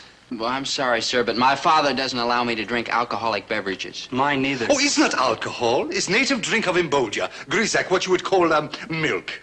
Oh, Is good, honest goat's milk, slightly aged for flavor. Now, great boy, I give you highest honor of Cambodia, Order of Golden Dipper. With this order comes several ceremonial gifts symbolic of His Radiance's gratitude. The first will be a pound of red rubies? Rhubarb from Royal Garden. Also a box of emeralds. Envelopes and stationery from Royal Stationery Store. And finally will be given 1 dozen very large We know, diapers from Royal Diapers. No, diamonds. Diamonds? Yes, as soon as they are discovered in Cambodia. So far we have been digging for 900 years. No luck, but very shortly. Congratulations, my boy. We shall meet again tomorrow at the zoo, at which time His Imperial Radiance shall present Sacred Lion to your city. That is, of course, if no one allows Lion to escape, in which case, no presentation, no oil treaty, no nothing. Well, I'm sure there'll be no further trouble with Lion, Your Excellency. He's better not be. Wait, almost forgot. Is one more gift that comes along with Order of Golden Dipper. Most important of all. I knew it. He was saving it for last. Whoever holds Order of Golden Dipper, entitled to all free, slightly aged for flavor, goat's milk he can drink. Forever. God bless you.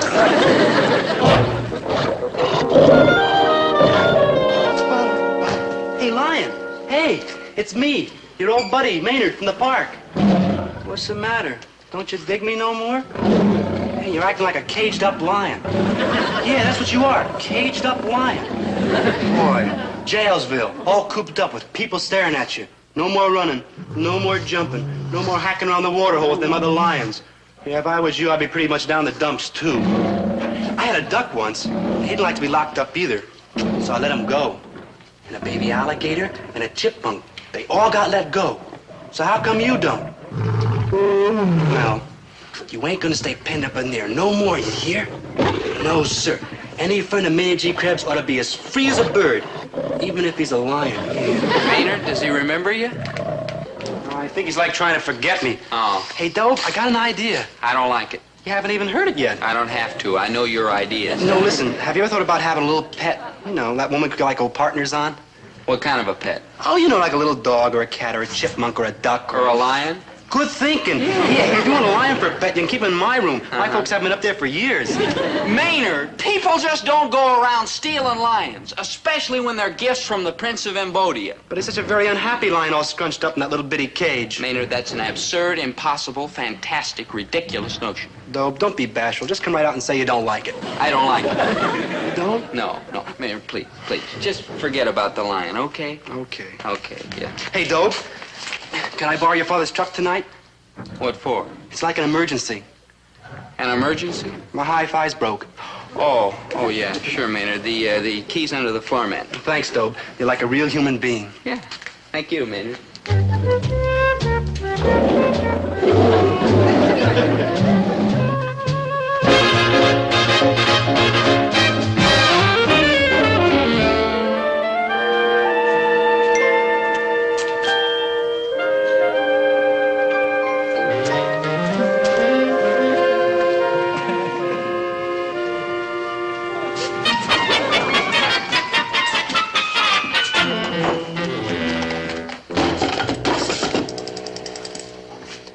please. Yes, the police department, quick. Hello, hello. And this is Herbert T. Gillis of the Gillis Grocery Store, and I want to report a stolen truck. Sure, I'm sure. I just went out there in the alley, right out there where I always keep it, and it's stark empty. The alley! How do I know with the truck? The truck isn't there. Now, you listen to me. I am a taxpayer and a veteran with the good conduct medal, and I demand that... Dad, did you say truck? Oh, I should have thought of that. All right, where's the truck? Huh? Well, just a minute. I'll call back. It looks like an inside job. All right, boy, out with it. How many fenders did you smash? How many doors did you rip off? No, Dad. It's nothing like that. What? Like, hi, Mr. Gillis. New looking truck you got out there. Truck? Where? Where? Like there.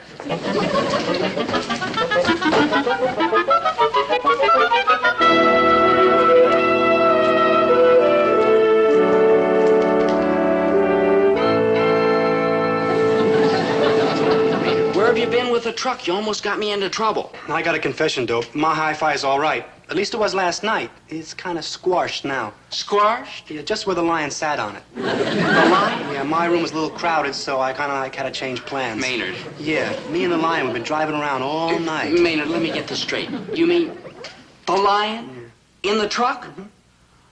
Dobie! Come here, quick! Dad, wait. Wait, what? This is a rush order. Open the truck door for me. Let me have those boxes, Dad. You're going to take a nice nap. A nap? It's only 8:30 in the morning. Yeah, well, it's a good idea to take a nap before you get tired. You are sick, boy. Now stop yammering and open the truck door. Oh, the door's like glue, Mr. Gillis. See? Oh, what's the matter with you characters? Look out. Do I have to do everything myself? Let go of me, Dad, Dobie. What is the matter with you? I don't know what it is. Dad. What's the matter? Dad, Have you look. flipped your trolleys or something? I'm trying to get groceries delivered here. I'm only trying to say wear and tear on your poor old back. Come on, Maynard. Let's go. We can take these up in front. Bye, Dad. Yeah, like bye-bye, Mr. Gillis. 8:30 and I'm a nervous wreck on it. Well, it's too chilly to stand around out here worrying about it.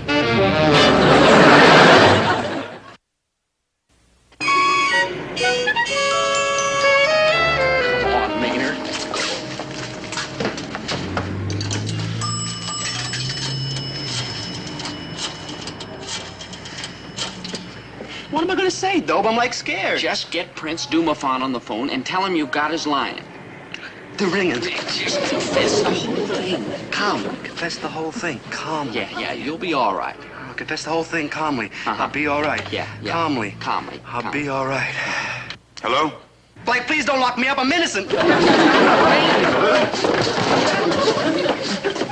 Come on, Maynard. Hello. This is Maynard G. Krebs. Ah, yes, Mr. Krebs. What can I do for you? He asked to speak to his radiance.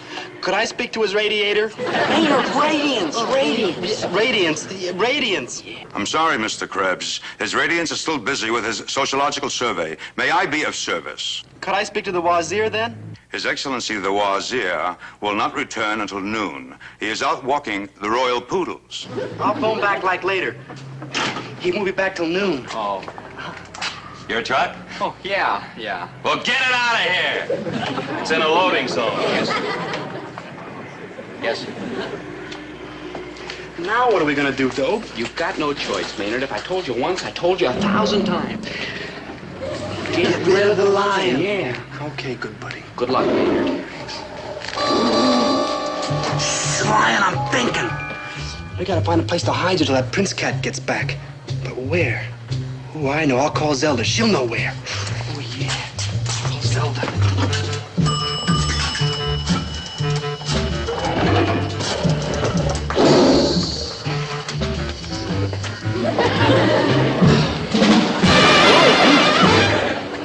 Hi, man. What's the scene? Like, hi, Riff. What were you doing in that phone booth? That's no phone booth. That's like the front door to our far-out coffee house. The inside at the outside? What else? Man, like it's pretty small, Riff. Dig. Oh, crazy. Get the picture. You got creditors? You gotta play it cool? Be my guest. Yeah, well, I got like our friend along, Riff. Cuckoo. Any chum of yours will never be left outside at the inside of the outside. Well, maybe I shouldn't mention this, but my friend's like a lion, you know? Look, man, I don't care what he does for a living. Just so long as he's a cat. Crazy.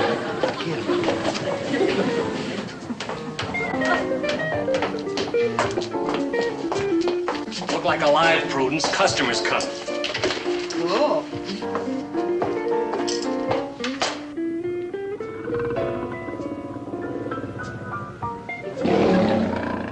Table for two? Man, this caffeine scene's a profound gas. Table for two, huh? Of course, gets a little mixed up during these 3-day sessions. Cigars, cigarettes, catnip? Like, no thanks. Here you are. Nice, quiet table for two. Something not too near the orchestra. Got you covered.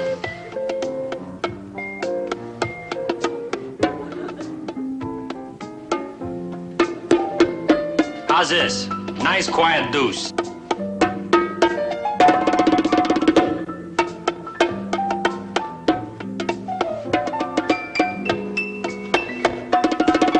Hey, that's a real cool bongo.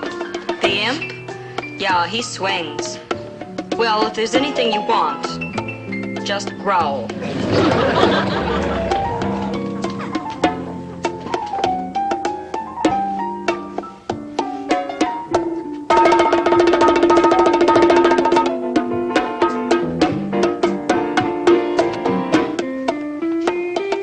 Sea lion, we're home free.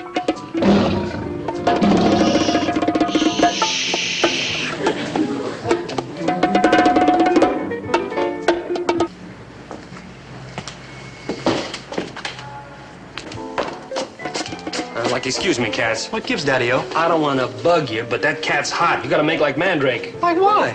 Like friend Leo from Lionsville. He's like wanted. I mean, it's like posse time. I mean, you know what I mean? It's a definite split. Like I don't dig. Like Reed. Sacred lion stolen from zoo. Like thief hunted. Like international incident threatened. Like entire police force alerted. Like authorities promise quick and merciless punishment to the culprits, whoever they may be. Man, like the fat's in the fire. Yeah, and the fuzz is in the foyer. Police! The boy's in blue. Rivers are another way out of this pad. Oh, you cats cool it. We'll like head them off at the pass. Come on, Tonto. All right, who left that delivery truck out there? Like what delivery truck? Cigars, cigarettes. No, thank you. The one in the alley. Like what alley? Like the alley outside. Oh, man. This is the inside at the outside. We ain't got no outside here at the inside at the outside. Like man, no. Like out of my way. You with the furry chin. Me, sir? What's your name? My name, sir? Yeah, your name. What's the matter with you? Me, sir? Nothing, sir. Well, then sit up, boy, and tell me your name. Krebs, sir. Maynard G, sir. Is that your truck outside? Yes, sir. Well, you're gonna get yourself a little parking ticket, Krebs. Ordinance 208. Illegal overtime parking in a 5-minute loading zone.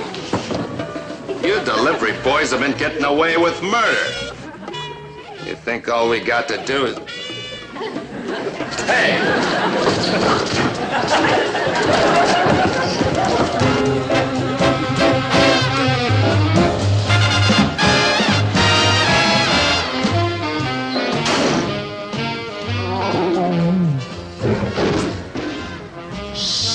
We're wanted criminals.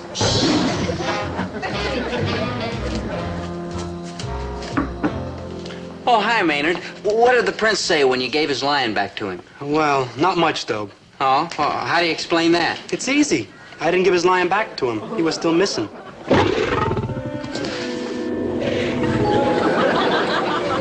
Maynard, get him out of here! Why, is your father around? No, we went to a lodge meeting, but we can't keep that animal in here. Sure we can. He's got a very small appetite for a lion. Maynard, enough is enough! Now, we... Get him out. Hide him. Where are you going to hide a lion? The truck. It's too late. The freezer. Yeah.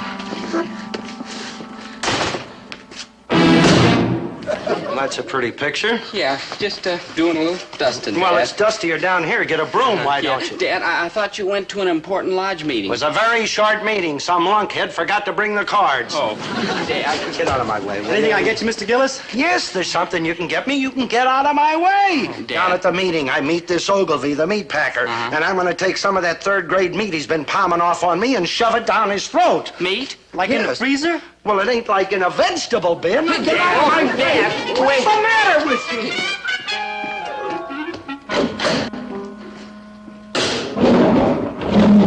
Willie!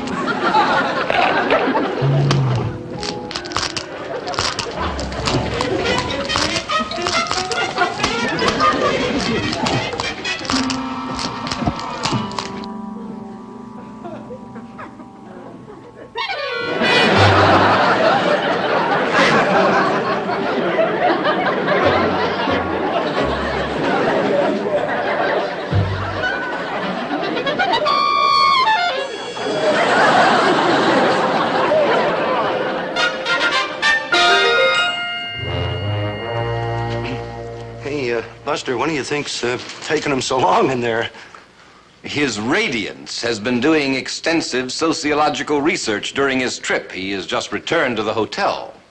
Well, I hope they don't go too hard on him. After all, you know, they're not bad boys. That is, they're not bad boys. Yeah, but they're no Paul Reveres either. You realize these boys have just ruined a treaty that we've worked on for 5 years? What do you think they'll do to him? That's for his Imperial Radiance to decide. It's his lion. They don't call him Prince Dumathon the Avenger for nothing.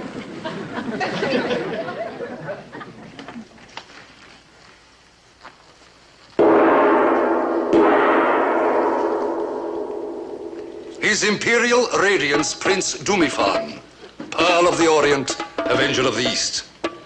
O Pearl of the Orient, thy will shall be done. The imp. The imp? Yeah, the faro bongo player from the inside at the outside. What?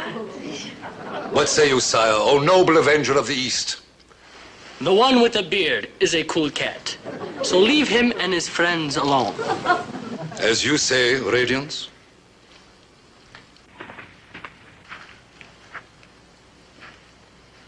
Oh, yes.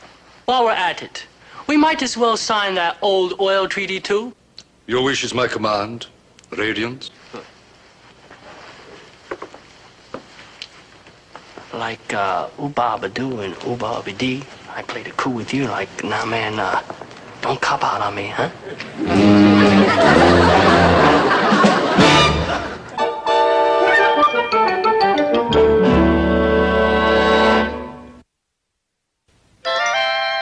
Well, everything turned out fine. The lion, well, he's on his way back to Embodia. The imp, that is, his Imperial Radiance, promised Maynard they'd let the lion loose in his own jungle. The Washington boys, well, they got their oil contract. Me? I got the keys to the truck taken away from me for letting Maynard use it. And Maynard, what did he get? Well, he got a liking for goat's milk, slightly aged for flavor.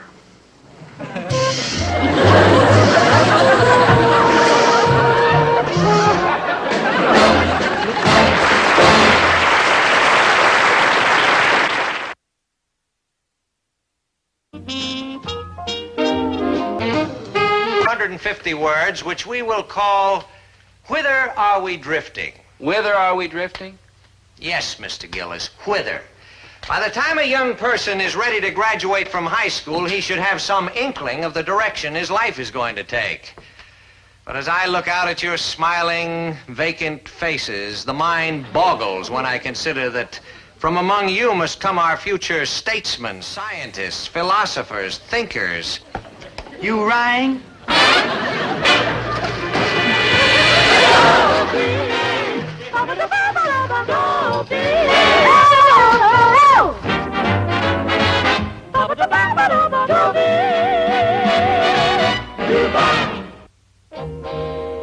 Our teacher, Mr. Pomfret's a pretty decent fella. For a teacher, that is. He actually teaches us kids how to think. I mean, take something like this, Whither Are We Drifting, Jazz? When we started here at Central High School 4 years ago, we would have hollered and screamed and carried on like crazy if a teacher stuck us with an assignment like that. But now... And the assignment must be turned in by next Tuesday. Oh, please, now, a simple groan would have been sufficient. Mr. Pomfret, sir, do you have to keep slapping us with homework? We're almost like ready to graduate. What difference does it make, Maynard? You never did your homework even when you weren't, like, almost ready to graduate. I know, but it's like the principle of the thing. I don't even know if I want to graduate. I've been happy here at Central High School with you, Mr. Pomfret, sir. Thank you, Maynard. I'm deeply touched. My 3 years in the 12th grade have been like the best I ever spent. Maynard. Mr. Pomfret, you mean you want us to write about what we're going to be? Doctors, lawyers, scientists, sheet metal workers, like that? Well, that's only part of it, Dobie. I want you to tell me what you expect out of life. For example, Betty Jean Milhausen, what do you want out of life? A fella. No, I mean, whither are you drifting? Well, any place where they got fellas. Can't you be a little more specific, Miss Milhausen? What's a specific? Go to it, Miss Milhausen. Find yourself a fella. And now, class, what I want these essays to tell me is what kind of life you expect to lead, what goals you hope to attain, what horizons you expect to reach. Now, I hope the assignment is clear, perfectly clear. Do we have to do it? You have to do it, Maynard. It's clear. Whither are we drifting? Sounds like an easy question, doesn't it? Well, it is easy until you have to answer it. I pondered and thought and racked my head. But it was Maynard who came up with an idea. Hey, let's go to the movies. I'm trying to answer a question about our whole life, and you talk about the movies. Yeah, let's get out of the Bijou before the prices change. No, Maynard. They're showing The Monster Who Devoured Cleveland. No, Maynard. Second feature is Attila and His Merry Men. No, Maynard. Third feature is Space Dennis. No, Maynard. Fourth feature is John Maynard. Dillinger, American. The fifth, sixth, and seventh features is Gone with the Wind. Maynard, we are not going to the movies. I've got an essay to write. You've got an essay to write. Whither are we drifting? I don't know whither we are drifting. I don't even know what it means. It means where are we going? To the movies. No, Maynard, we're not going to the movies. We're going to sit right there and think. Like that naked cat? Exactly. We'll get arrested. We'll keep our clothes on. Good, it's like chili. Now sit right here and think. Like this? Yeah, that's about right. You know, this thinking business is pretty new for me. I know. You sure it'll work? Try, Maynard, try.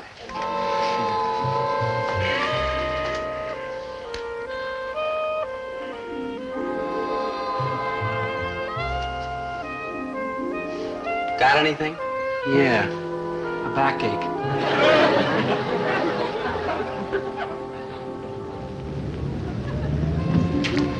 Maynard, stop eating and listen to me. Sure, Dope, have a peanut. Not now, Maynard. Now listen. We've got to put in some heavy brain work on this essay. Whither are we drifting? I mean, we'll be graduating from high school soon. We've got to have some kind of plan. Why? Because you can't just stumble blindly through life, that's why. You're wrong, Dope. There's nothing else you can do. I mean, whenever you want to make a plan, they won't let you do it anyhow. Who won't? They won't. Who's they? You know them, your mother, your father, them teacher cats at school. No, Maynard, you're taking the cowardly way out, blaming somebody else. If there's something you really want to do, nobody will stand in your way. Dope. We're the captains of our destiny, the masters of our fate. Dope. If you want to do something, go ahead and do it. Nothing can stop you. Dope. What is it, Maynard? There's one thing that can stop us. No, there isn't. Yes, there is. Hi, Officer Dugan. Like, hi. Hi. I've been following you boys for 12 blocks. Yep, it's us, all right. Yeah. Who else would it be? Except the cast of a jungle movie with that trail of peanut shells. Maynard. Now, look, you've been cluttering up the sidewalk, obstructing traffic, and ruining the looks of our fair city. Now, what do you got to say for yourselves? Well, Care for a peanut? I'm going to give you a warning citation. Maynard, I begged you 1,000 times. Don't throw shells in the street.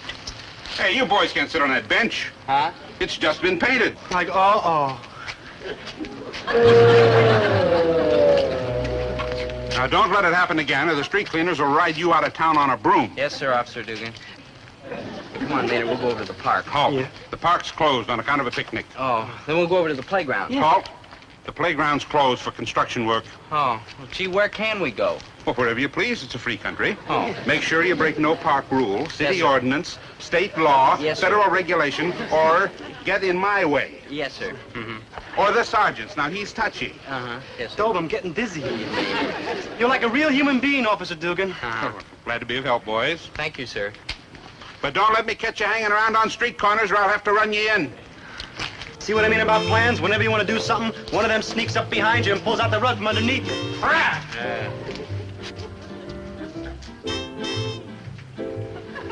I gotta admit you got a point, Maynard. But look at it this way. We'll be out of school pretty soon, and people will stop telling us what to do. We'll have to make our own decisions. Then what happens? What happens? Man, you're joshing. I'll sleep till noon, eat nothing but donuts, and spend the rest of my life in a record store. It's a beautiful dream, Maynard. Yeah, ain't it? Sleep, donuts, and jazz. Who could ask for anything more? You could.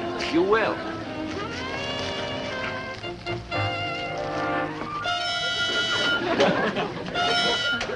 I will? Of course you will. Remember a few years ago when you wanted a pony so bad? That's all you wanted in the whole world, a pony. Do you still want a pony, Maynard? A pony, Dobe? That's kid stuff. Yeah, and the next year you spent 6 months building a racing car out of a soapbox and 2 pairs of roller skates. Boy, how proud you were of that racing car. Where is it now, Maynard? How should I know? It's like I say, that's kid stuff. Yeah, and then there was a summer you built the treehouse. Then you raised guppies. Then you walked on stilts. Then you played marbles. Marbles, man, I bet you had 10,000 of them. Yeah. All right, Maynard, how about the marbles, the stilts, the guppies, and the treehouse now? Still interested? Me? Are you kidding? I'm like a grown man. I got like a beard. Uh-huh.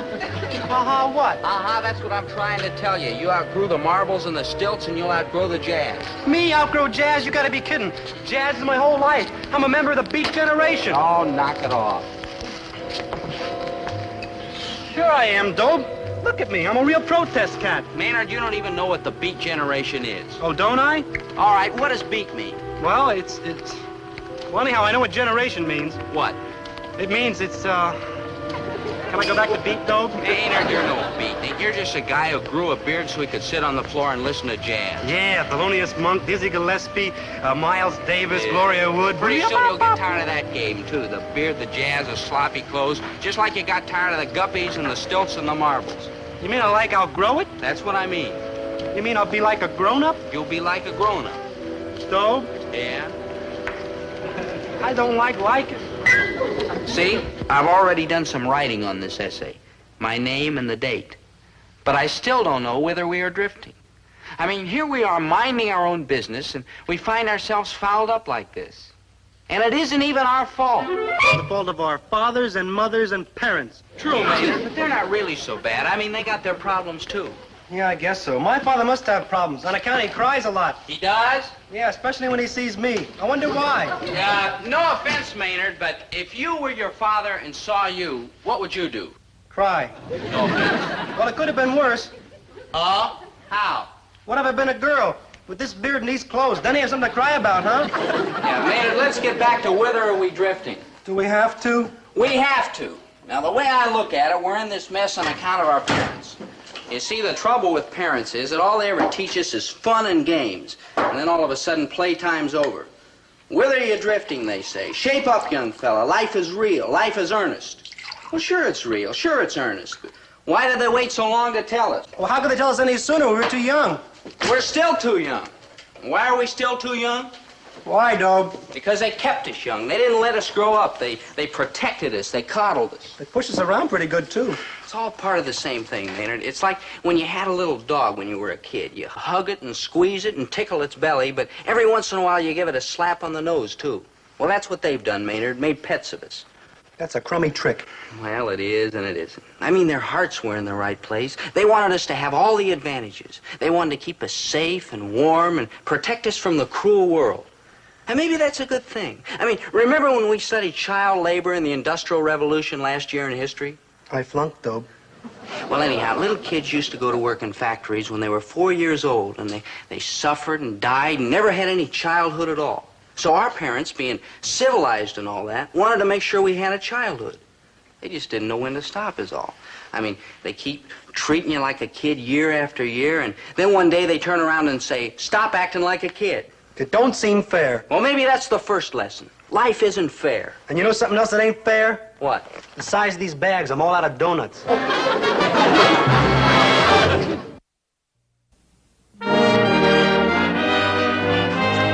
get the feeling you like donuts. Yeah, and they're like stuff with vitamins, too. Hello, Dobie, Maynard. Oh, hi, Mr. Pomfret. Hi, Mr. Pomfret, sir. Now, how are you boys coming along on your essays? Like miserable. We don't know where to start.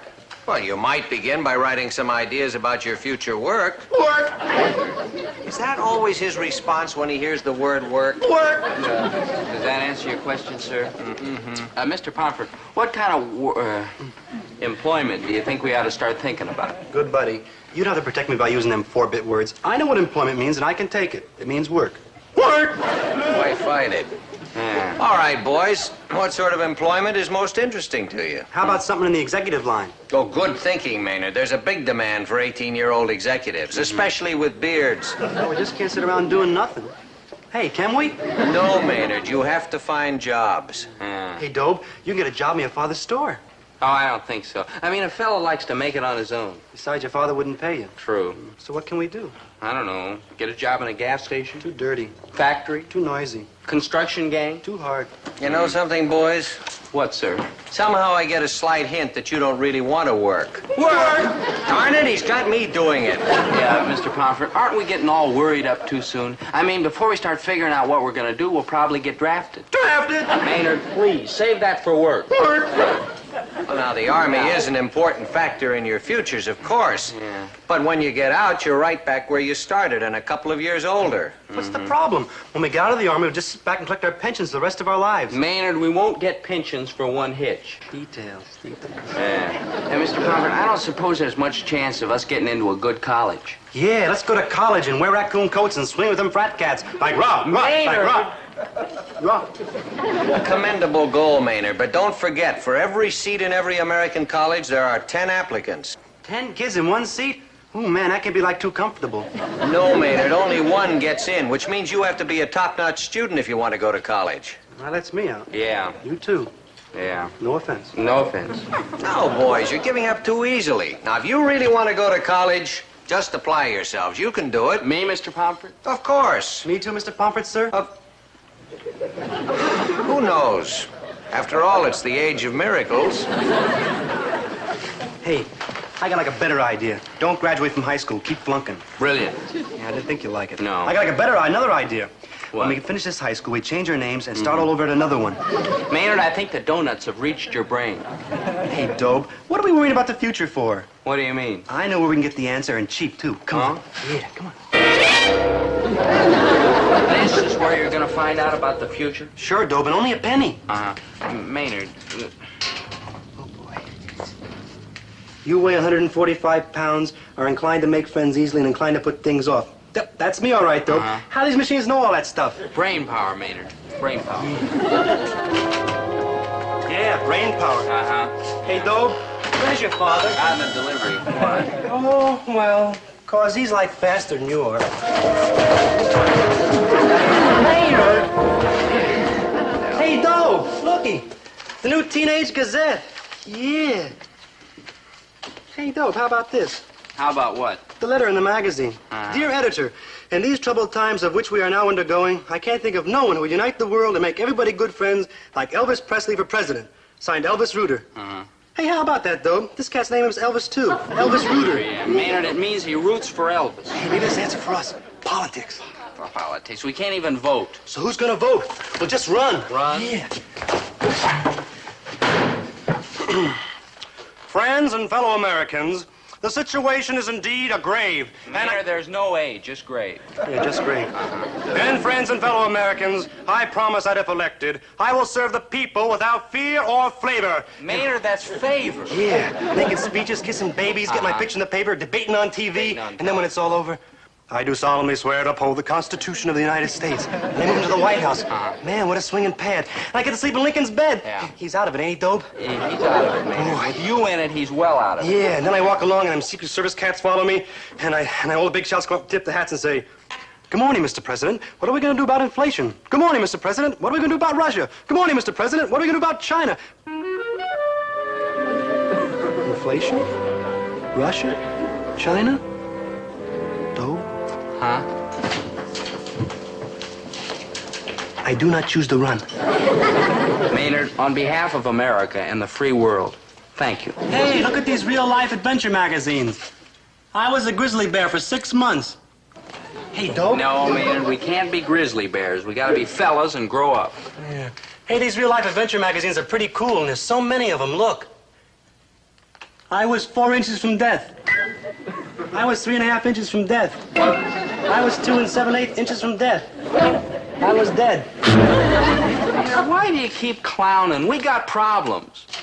That's why I keep clowning, good buddy.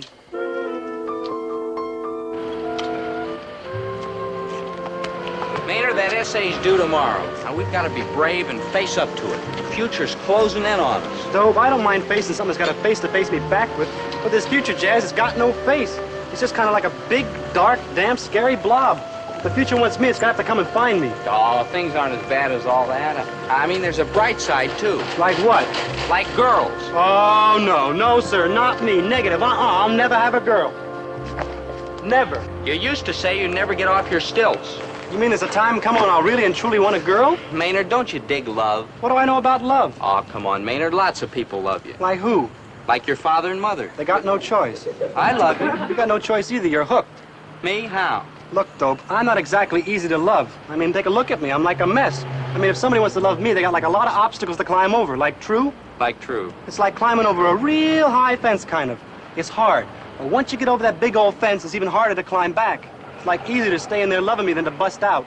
Maynard, I won't stand here and let you run yourself down. It just so happens that you're one of the most truly lovable guys in the whole world. Not half as lovable as you. Oh, come on, Maynard. True, Dope. Why, I bet if there was a lovable contest, you'd win it in a breeze. Oh, I'd come in second, maybe. No, first. First by a country mile.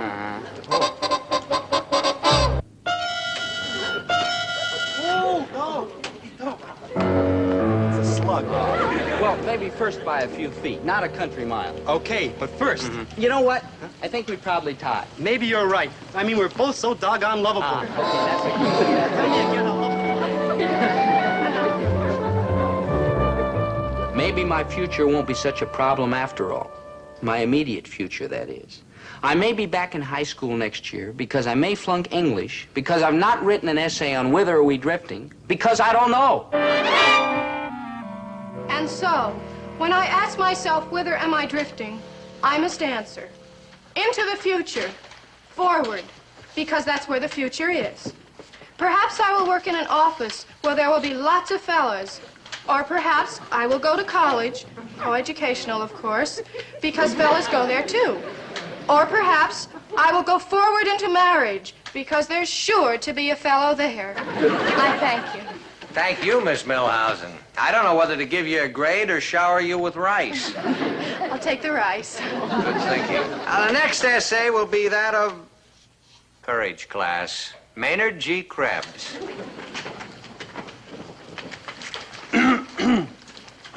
Whither I Am Drifting, an essay in not less than 250 words by Maynard G. Krebs. When I decided to write Whither Am I Drifting, I decided to write it in the midst of the surroundings in which I was brought up in, whither I have drifted from. So I went into the backyard where my father wishes I would spend more time anyhow, and I sat down to write my essay next to my old dog, Spot. Spot is a wonderful old dog who is smarter than most people, even me. But Spot has one bad habit. He chews up things. He chews up tires. He chews up old shoes. He chews up rags. He chews up... Pity, Mr. Krebs. A literary masterpiece down the drain, so to speak. The next essay will... Dobie Gillis, you don't happen to have a dog, do you? No, sir. I don't have an essay either. May one ask why not? Mr. Pomfret, what do I know about my future? Nothing. What am I prepared for? Nothing. People used to say to me, what are you going to be when you grow up? And I'd say, I don't know. Well, I'm grown up.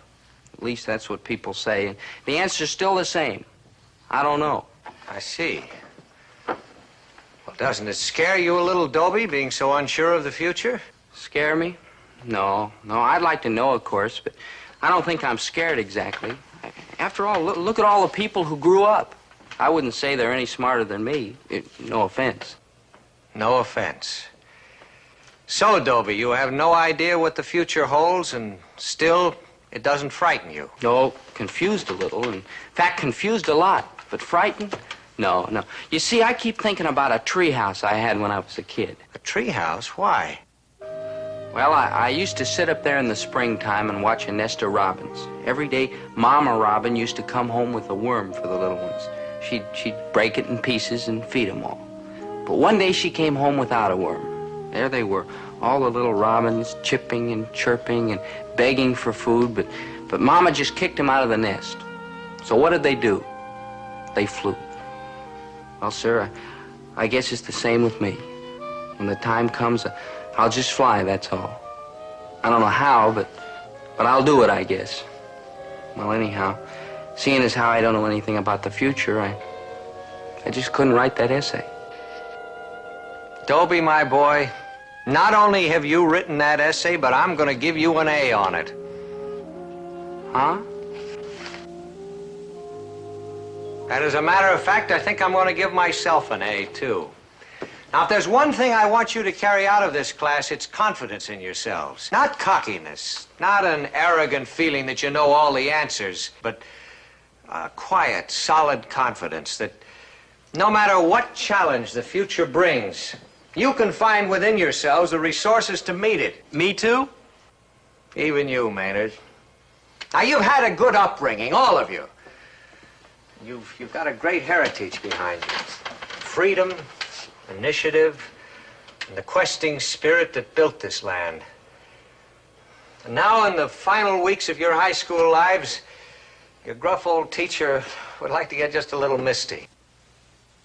I'm proud of you, kids, for two reasons. First, because you know the road ahead is not going to be easy. And second, because you're not afraid to travel it. All right. Class, dismissed.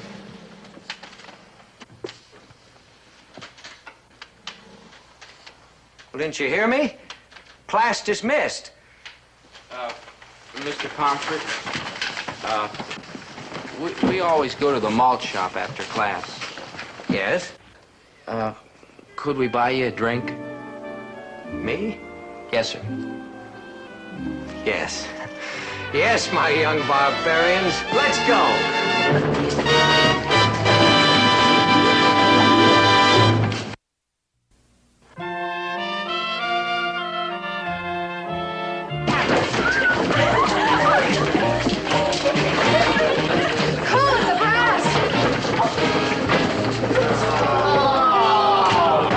Overwhelmed at your behavior. Overwhelmed? Yeah, but I see Mr. Pomfret ain't here, so I'm over being whelmed. Yeah.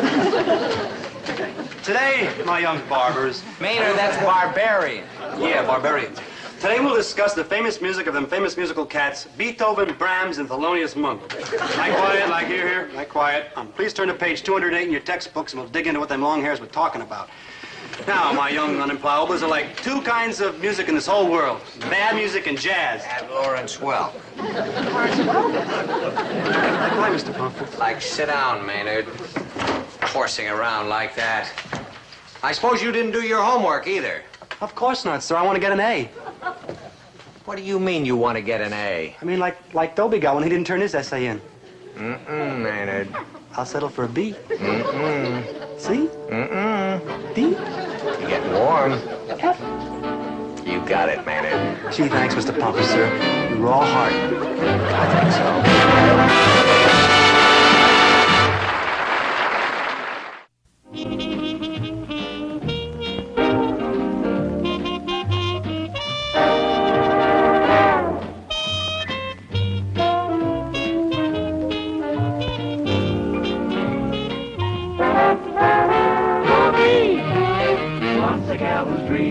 Dobie. Once a gal was creamy, Dobie. Once a gal to call his own.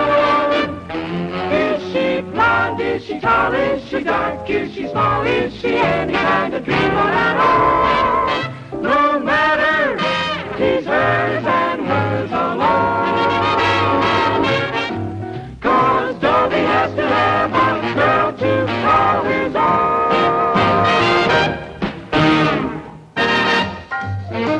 Auditorium.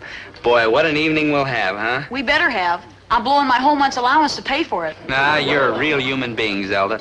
But why are you doing all this? I mean, I know I'm charming and debonair and witty, but aren't you overdoing things a little?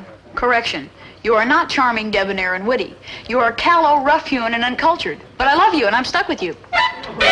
Zelda! Dick, no offense, but it's been a long time since I've seen your picture in anybody's locker. True. We're a pair of real dogs, and that's why we've got to work together to save you from becoming a bum. Zelda. Lectures, concerts, sharpening your mind. These are the things we've got to do. Like, hi, Dope. Oh, hey, let's hi, go downtown and watch that fellow toss flapjacks in the window. Come on. He'll do no such thing. We're going to a lecture so Zelda. he can improve his mind. Sure, Zelda. And then we watch him knock down the old courthouse building. They got one of them big iron ball contraptions down there that goes wham, smash, right into the wall. Maynard. Dobie, your only chance to make somebody of yourself is to associate with superior minds, attend debates, discussions, conferences. They got a fellow at the park that can lift up a whole block of cement with his teeth. He goes, Wrench your mind into creative action. Do, achieve, think.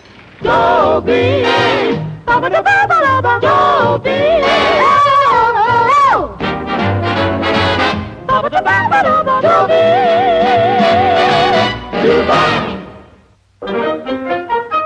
So what's wrong with being a good, loyal friend? I mean, girls and shows and parties are a dime a dozen. But a friend like Maynard comes along only once in a lifetime. Just my luck, it has to be my lifetime.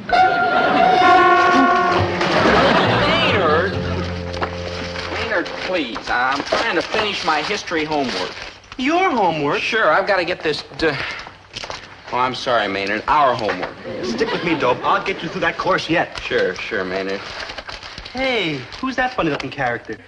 Oh, it's a picture of one of the statues they build in those European cathedrals. They're called gargoyles. Oh, no, Dope. Gargoyles, them fancy checkered socks some fellas wear. Maynard, those are argyles. This is a gargoyle, this creepy, spooky-looking, bug-eyed monster. Hi-ho, chaps. Oh, hi, Chatsworth. Like, hi, Chatsy.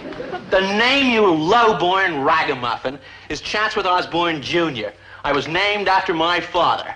Oh, what's his name? I say, Gillis, baby, are you still interested in playing tennis at the North Shore Golf, Tennis, and Coupon Clipping Club? Boy, am I. Well, good. Yesterday, between sets, I ordered the membership committee to consider your application for use of the court. Gee, thanks, Chatsworth.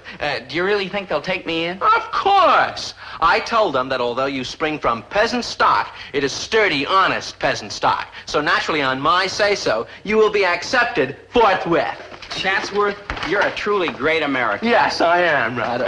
You're 100%, Chatsy. We're going to get a kick out of playing over there. Mm-hmm. We? Yeah, they threw me off them public courts. Something about my clothes. Oh, boy, yeah, like four. Gillis, baby, does this unkempt oaf actually expect to join in our games and sports? Like, ping.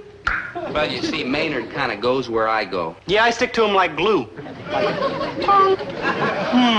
He's not much trouble, honest. Like smash. Gillis, baby, I must add that the membership committee hasn't quite made up its mind yet. And it may never. Like slam.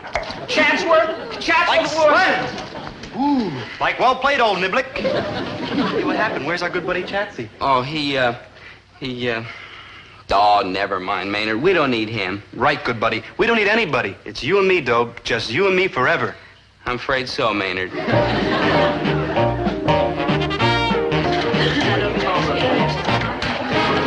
day, class.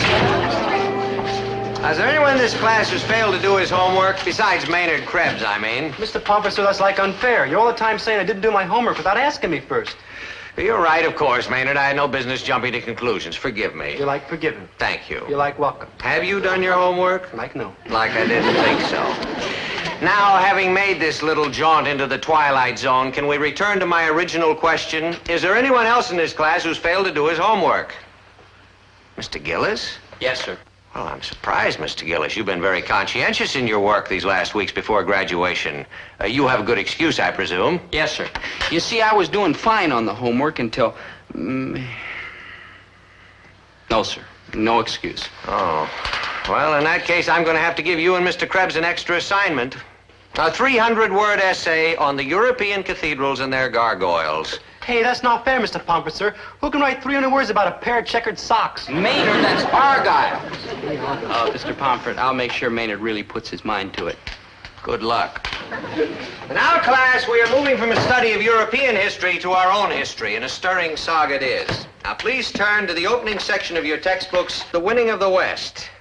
Zelda Gilroy, what is the essential point made in this chapter? The trek across the deserts and plains to reach the Pacific was one of the great cooperative efforts in all history. The strong aided the weak and helpless, and this often led to their own destruction. Many of these intrepid explorers could have reached safety had they traveled alone. But no. Instead, these brave souls sacrificed themselves to help their weaker companions. Yes, history is full of terrifying examples of strong, brave men who were slowed down and eventually destroyed by their loyalty to a friend who was weak, helpless, incompetent, inept. You rang? Be sure you pick me up right on time. Professor Clendening begins his lecture promptly at 8. Right, Zelda. I wouldn't miss the old prof for anything. Contact with outstanding minds. The only way to sharpen your own mind. Right. You'll shape up into a man yet, Poopsie.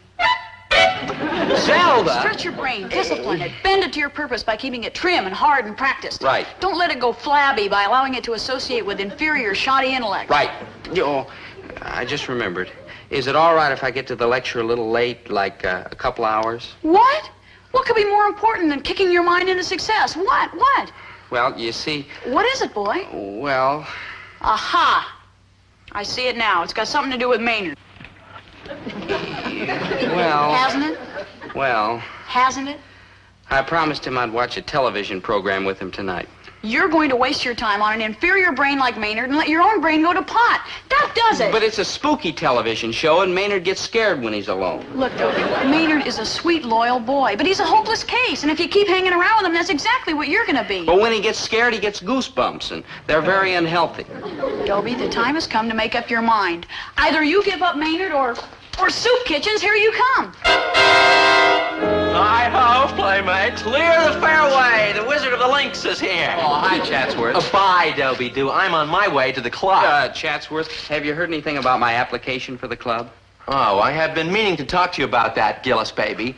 Under the circumstances, the membership committee has decided to delay its decision for a short time. Perhaps 20 or 30 years. Under the circumstances? Under what circumstances? Well, I don't like to mention names, but his initials are Maynard G. Krebs. Oh, now, just a minute, Chatsworth. Just a darn minute. If you're turning me down because I'm a friend of Maynard's, then I sure as heck never want to come to your club. Never. Nothing could make me drop Maynard as a friend. He's weak and helpless. He needs me. The strong aided the weak and helpless, and this often led to their own destruction. Many of these intrepid explorers could have reached safety had they traveled alone. But no. Instead, these brave souls sacrificed themselves to help their weaker companions.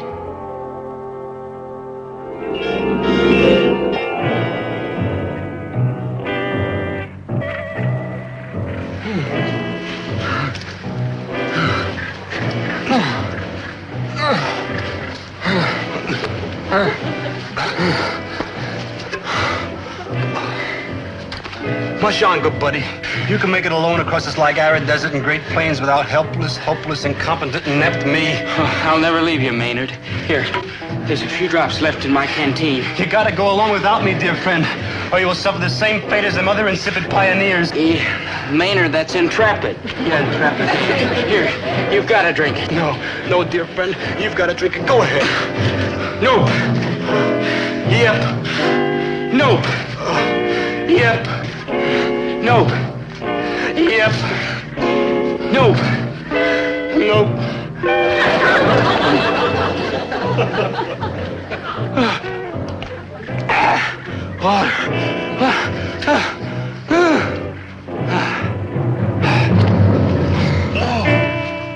Good buddy, dear friend, brave pioneer.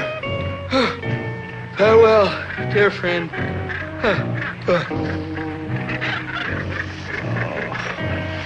You would have made it without me. Oh, what a no-good brat am I. What a no-good rat am I. Oh, what a no-good rat am I.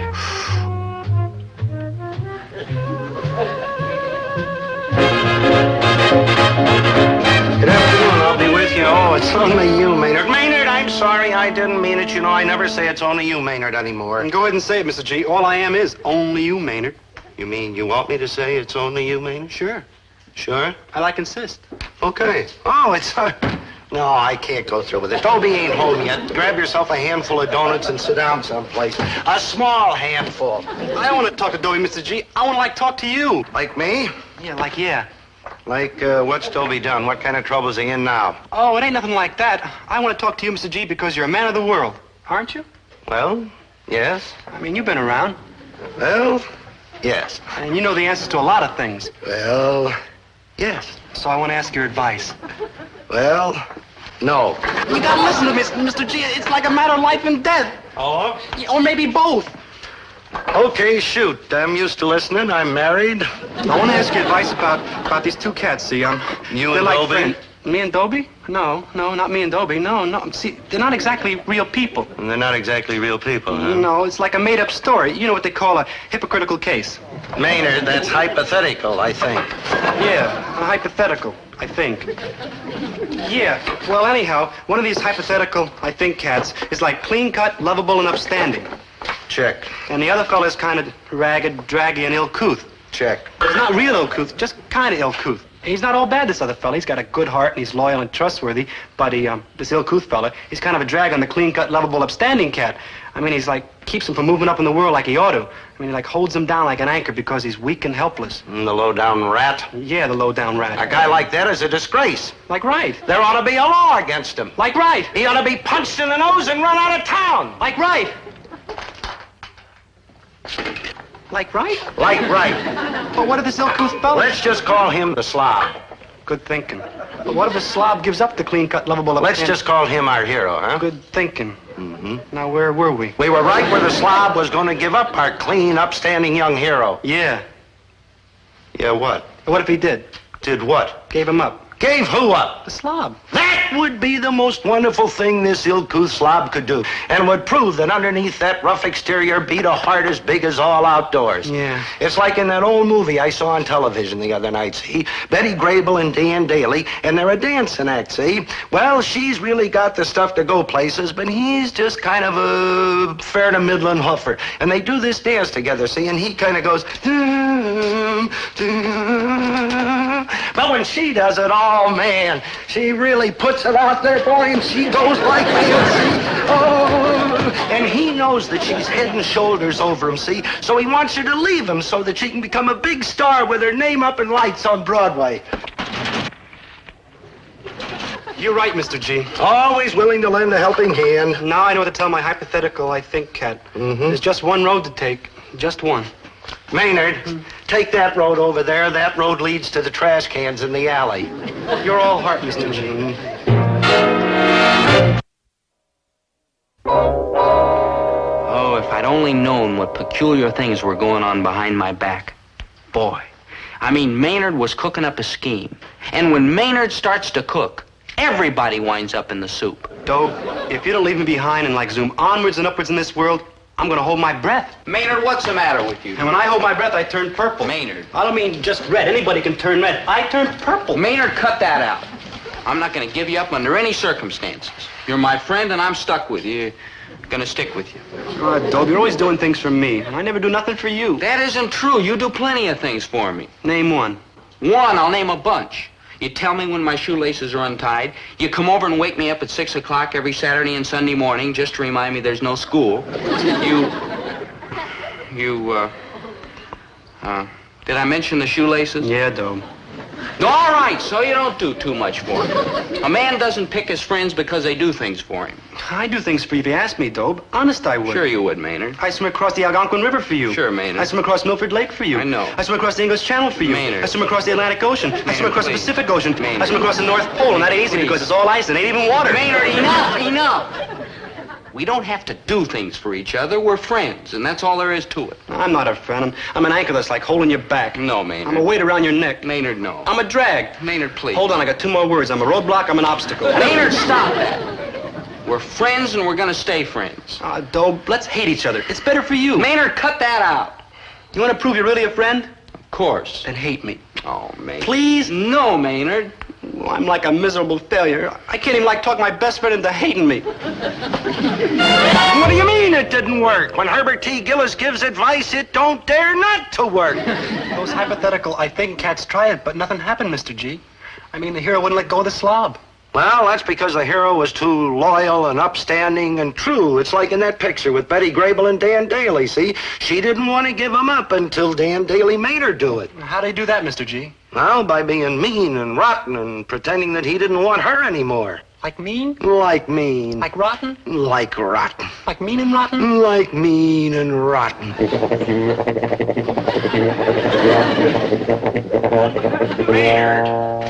Maynard, you were supposed to meet me before class so we could do your history homework. Like flake off, Square. Now, flake off, Square? You heard me, Cube. You're like too oblong from me.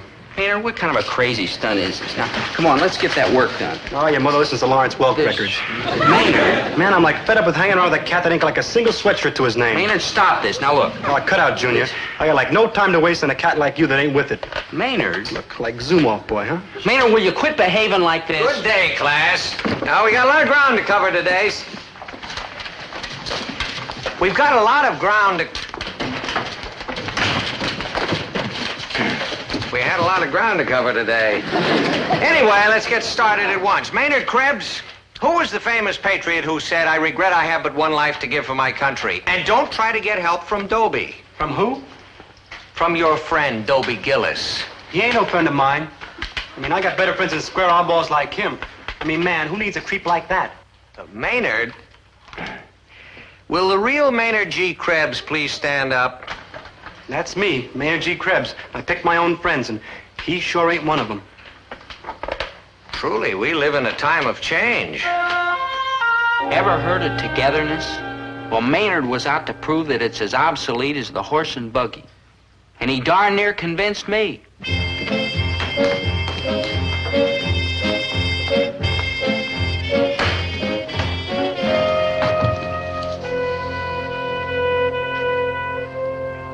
So the gold rush of 1849 can therefore be considered the beginning of the opening of the West.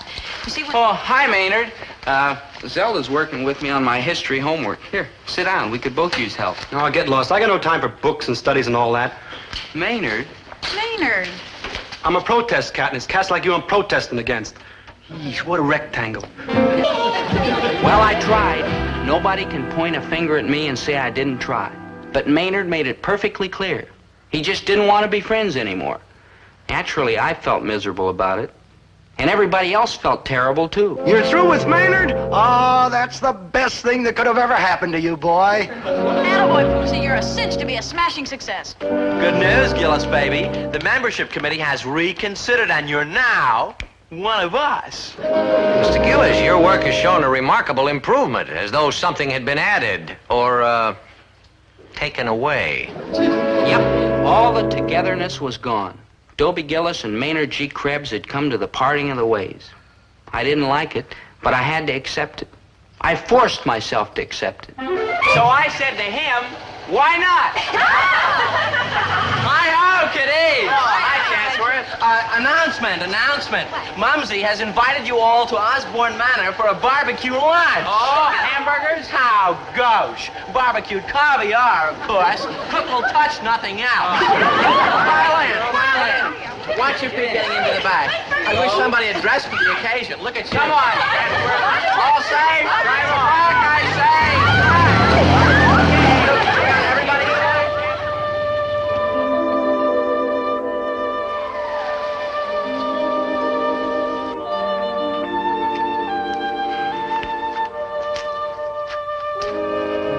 Hey, that's where Dobie sits.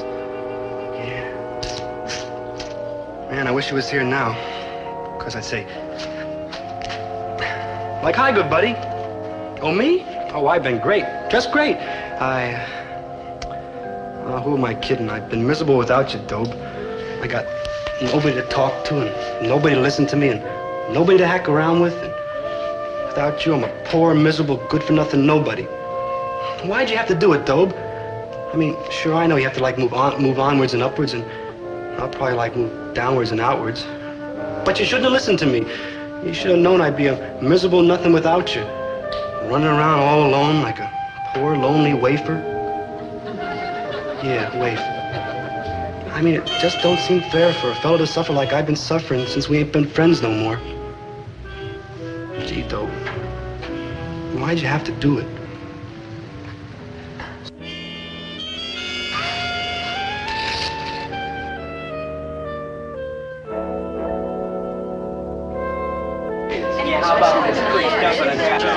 Hi, everybody. everybody. What's new?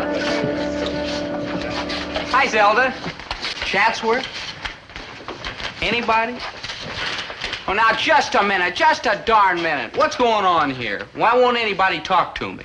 I saw a poor, lonely, unhappy Maynard in the park. He's suffering terribly. Yes, if you must know, Gillis, there is such a thing as fair play. He's forgotten what it means. You're a brute. You're a cad. You're a peasant. What is this? What are you all talking about? In all these years, I thought you were so sweet and kind and gentle, but you dump a friend like Maynard just so you can get ahead in the world. Dump him? Right this minute, he's crying his eyes out because you won't have anything to do with him. You brute. Cad. You peasant. But you all told me I was better off without him. How could anybody be better off by dumping such a faithful friend? Besides, I never thought you'd go through with it. There are some things one just doesn't do, you brute. You cad. You peasant. Yeah. Brute? Cad? Peasant? Lovable me? I don't know what to say. Good day, class. Today we're going to... It's you, Mr. Gillis, huh? Huh? Well, I know I'm just a mere teacher, and it's probably none of my business. But, Mr. Gillis, I'm shocked. What? Though I realize that in a dog-eat-dog society, it's important to get ahead. But over the broken bodies of our friends... Mr. Pomfret. Of course, I should probably keep my nose out of it. But Maynard Krebs, despite appearances to the contrary, is still a human being. Now, just a minute. A vulnerable human being. But... Oh, for shame, Mr. Gillis, for shame. What's happened to the old values? Does friendship no longer count for anything? That doesn't. Mr. Gillis, where are you going? To prove I'm not a brute and a cad. Or a peasant. Sure, I'll miss you, Dobo, buddy, but I'll get along somehow. I mean, it's like better this way. You move like on and up, and I'll move like down and out. Maynard, I'm not going anywhere without you. You got it. I'm like a stumbling block, an anchor, a weight around your neck. Maynard. It's no use arguing. Though, it's like flake off square. Maynard, I know what you've been trying to do. Yeah, I got no time for oblongs. Get lost. Maynard, for you, I'd swim across the Algonquin River. Beat it. For you, I'd swim across Milford Lake. Back off. I'd swim across the English Channel. Get lost. You would? I'd swim across the Atlantic Ocean. Yeah? The Pacific Ocean. Yeah? The North Pole. Ice or no ice. Dobe, you do all those things for me? I sure would, Maynard. Like, wow! Like, wow!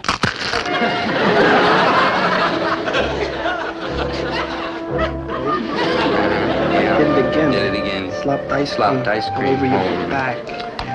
Oh, who cares, Maynard? There's lots of shirts, but there's only one Maynard G. Krebs. Like true. Yeah, and a good feather.